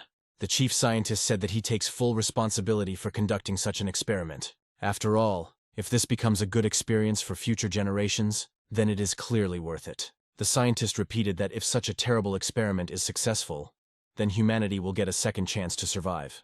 They stood and watched as the zombie they created drowned. Humanity may have a chance to survive the coming catastrophe, and in fact, they will be able to create the next generation of people. Until then, all test subjects who had been dead for 4 hours had all been brought back to life using artificial blood and steroids developed by the research team. The result of the injection of this artificial blood, which is called the red medicine, into the dead monkey, was the flawless restoration of all the cells and even blood vessels that had died within 10 minutes, all functions working beyond normal. However, when all memories are lost, only the instincts of self-preservation remain. All experimental subjects become animals no more and no less, but they acquire immortality. And the man who was drowned again opened his eyes underwater. Scientists said that before a catastrophe occurs, it is necessary to invent a cure. But these are no longer people at all, they are real demons. John continued his story to Melinda. He said that the most interesting thing here is that among all these test scumbags, he is the only one. Only he could become the success of this experiment. After which he laughed loudly like a real monster. He immediately covered Melinda's mouth with his hands to stop her from screaming. If Melinda's parents worked here, then she should know exactly what happened here. the only death row inmate who turned into a zombie and ate human flesh before becoming human again.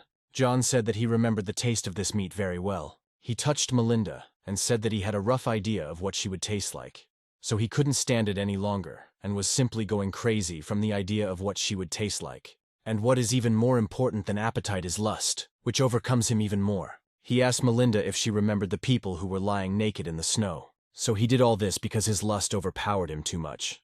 John licked his lips and said that she was certainly looking forward to this too, because today she would be able to immediately see both heaven and hell. He grabbed her clothes and said it was time to look at this girl's fair skin. She started screaming as John slowly removed her clothes. At this time, John was already crawling along the ventilation shaft and looking for Melinda. He looked into another ventilation hole again and was shocked by what he saw. Melinda's body was suspended from ropes. She was wearing only her underwear, and she had a huge tattoo of a cross on her body. John was very angry that Melinda had a cross drawn on her body. He only wanted to see her fair virgin skin. Mason thought that there really were no normal people in this area. He pulled out his gun and pulled the trigger, but nothing happened. John heard this very well and thought that this fearless brat no longer had the right to live. John looked at Melinda and said that in his entire life he had cut so many heads that they couldn't all fit in a truck. And John never had any reason for this. He calmly stepped aside and took the knife that was tied to the stick. And now he doesn't need a reason either. He turned his head sharply and looked at the ventilation hole where Mason was. He definitely didn't expect this and even jumped back a little. In fact, this saved him because the old man immediately stuck the knife straight into the ventilation shaft. The knife only slightly cut Mason's cheek. He began to quickly crawl back, and John continued to hit the ventilation with his knife. John realized that he had missed him and called him to chat a little. He just misunderstood him.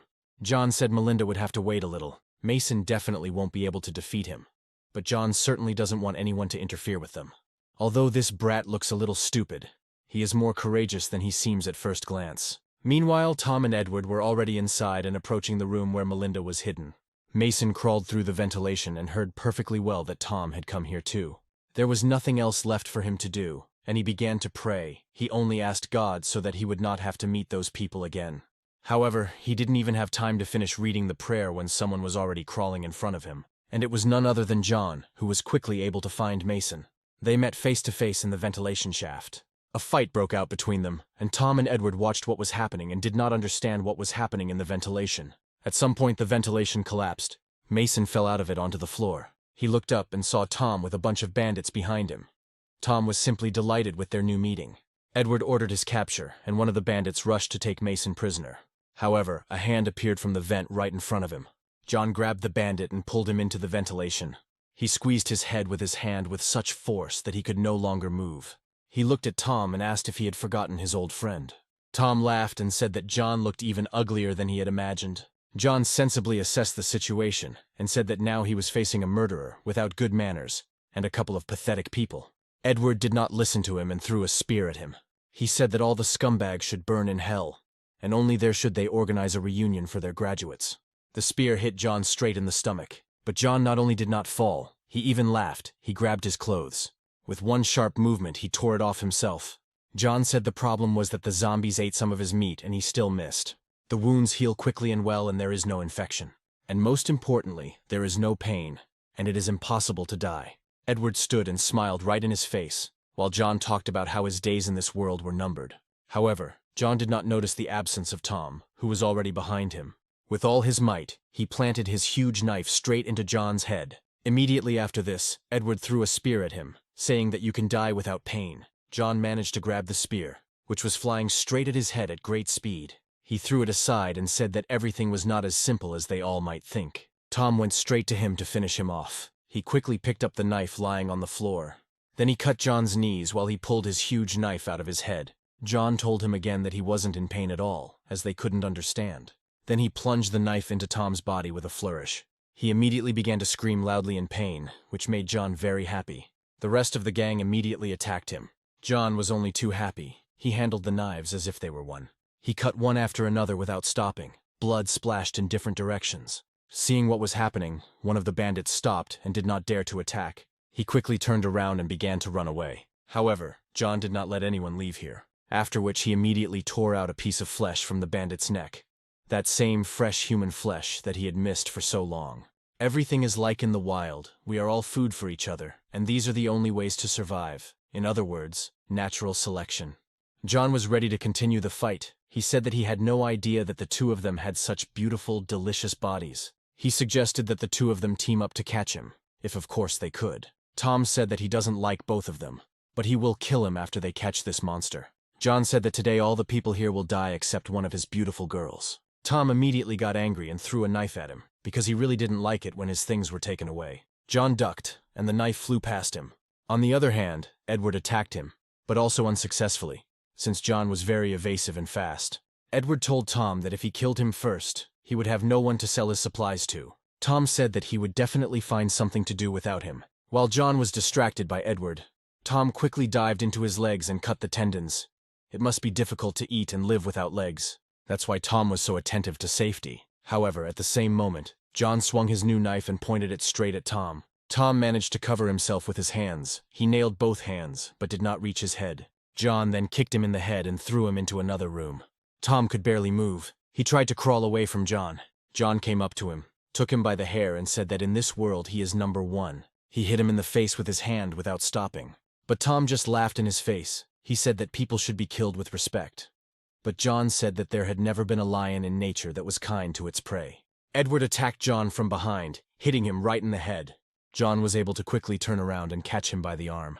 After which, he turned his hand in the opposite direction and said that the prey should get in line. John let go of Edward, who was quickly walking away with a broken arm. John leaned over Tom and said that his priority target was a psychopathic killer, not a young, arrogant guy. At that moment, John's head was grabbed by a mechanical hand. Tom found the control panel and quickly figured out how to operate it. He lifted John off the ground, and now luck was clearly not on his side. Tom said he wasn't ready to die yet. At that moment, Edward left the room. Tom didn't like this very much, and he crushed the control panel with his hand, asking John to wait for him here. He went after Edward, who either wanted to run away or take his girlfriend. But John was not going to leave everything as it was, and began to escape from this metal hand, not sparing his skull, because it was not so difficult for him, because he still did not feel pain. John heard this, and quickly moved towards him in order to finally kill this monster, but was a little late, and John sharply dodged his blow. John grabbed Tom by the head, and even though half the skin on his head was missing, he said that Tom just needed to admit it. He's the number one killer here. Before Tom had time to answer, John began to gnaw pieces of meat from his neck. Tom slowly began to lose consciousness, and managed to say that his mood today could be better. At this time, Mason tried to save Melinda, who was cheerfully on the ropes. He quickly began to untie her and asked for forgiveness for being late. Melinda said she was very grateful that he came back for her. She asked him for forgiveness for trusting John so much. Mason said that she should not ask for forgiveness, because he also trusted him. He seemed like such a good grandfather. Melinda said that even after everything that happened to her, she trusted people so easily. Mason said the zombies had already entered the bunker. He asked what hurt her. She saw Mason looking at her cross tattoo and asked him how ugly it looked. Mason didn't know what to tell him, Melinda continued. She said that now everything is fine with her, but the pain sometimes comes. Both the criminals and the victims pushed to the limit in that place were divided into two categories. Those who gave up their humanity would be devils, and those who gave up their humanity and became livestock. Great fear made them like this. It was no longer a living person, but a creature without a soul, and Melinda was no exception. They touched her, molested her. When they got tired of it, they burned her flesh and fed her this flesh for a long time while they burned a cross on her body. She was in tears, but continued to say that she had a family, a mother and a brother. They had to wait for her. It was with these thoughts that she endured.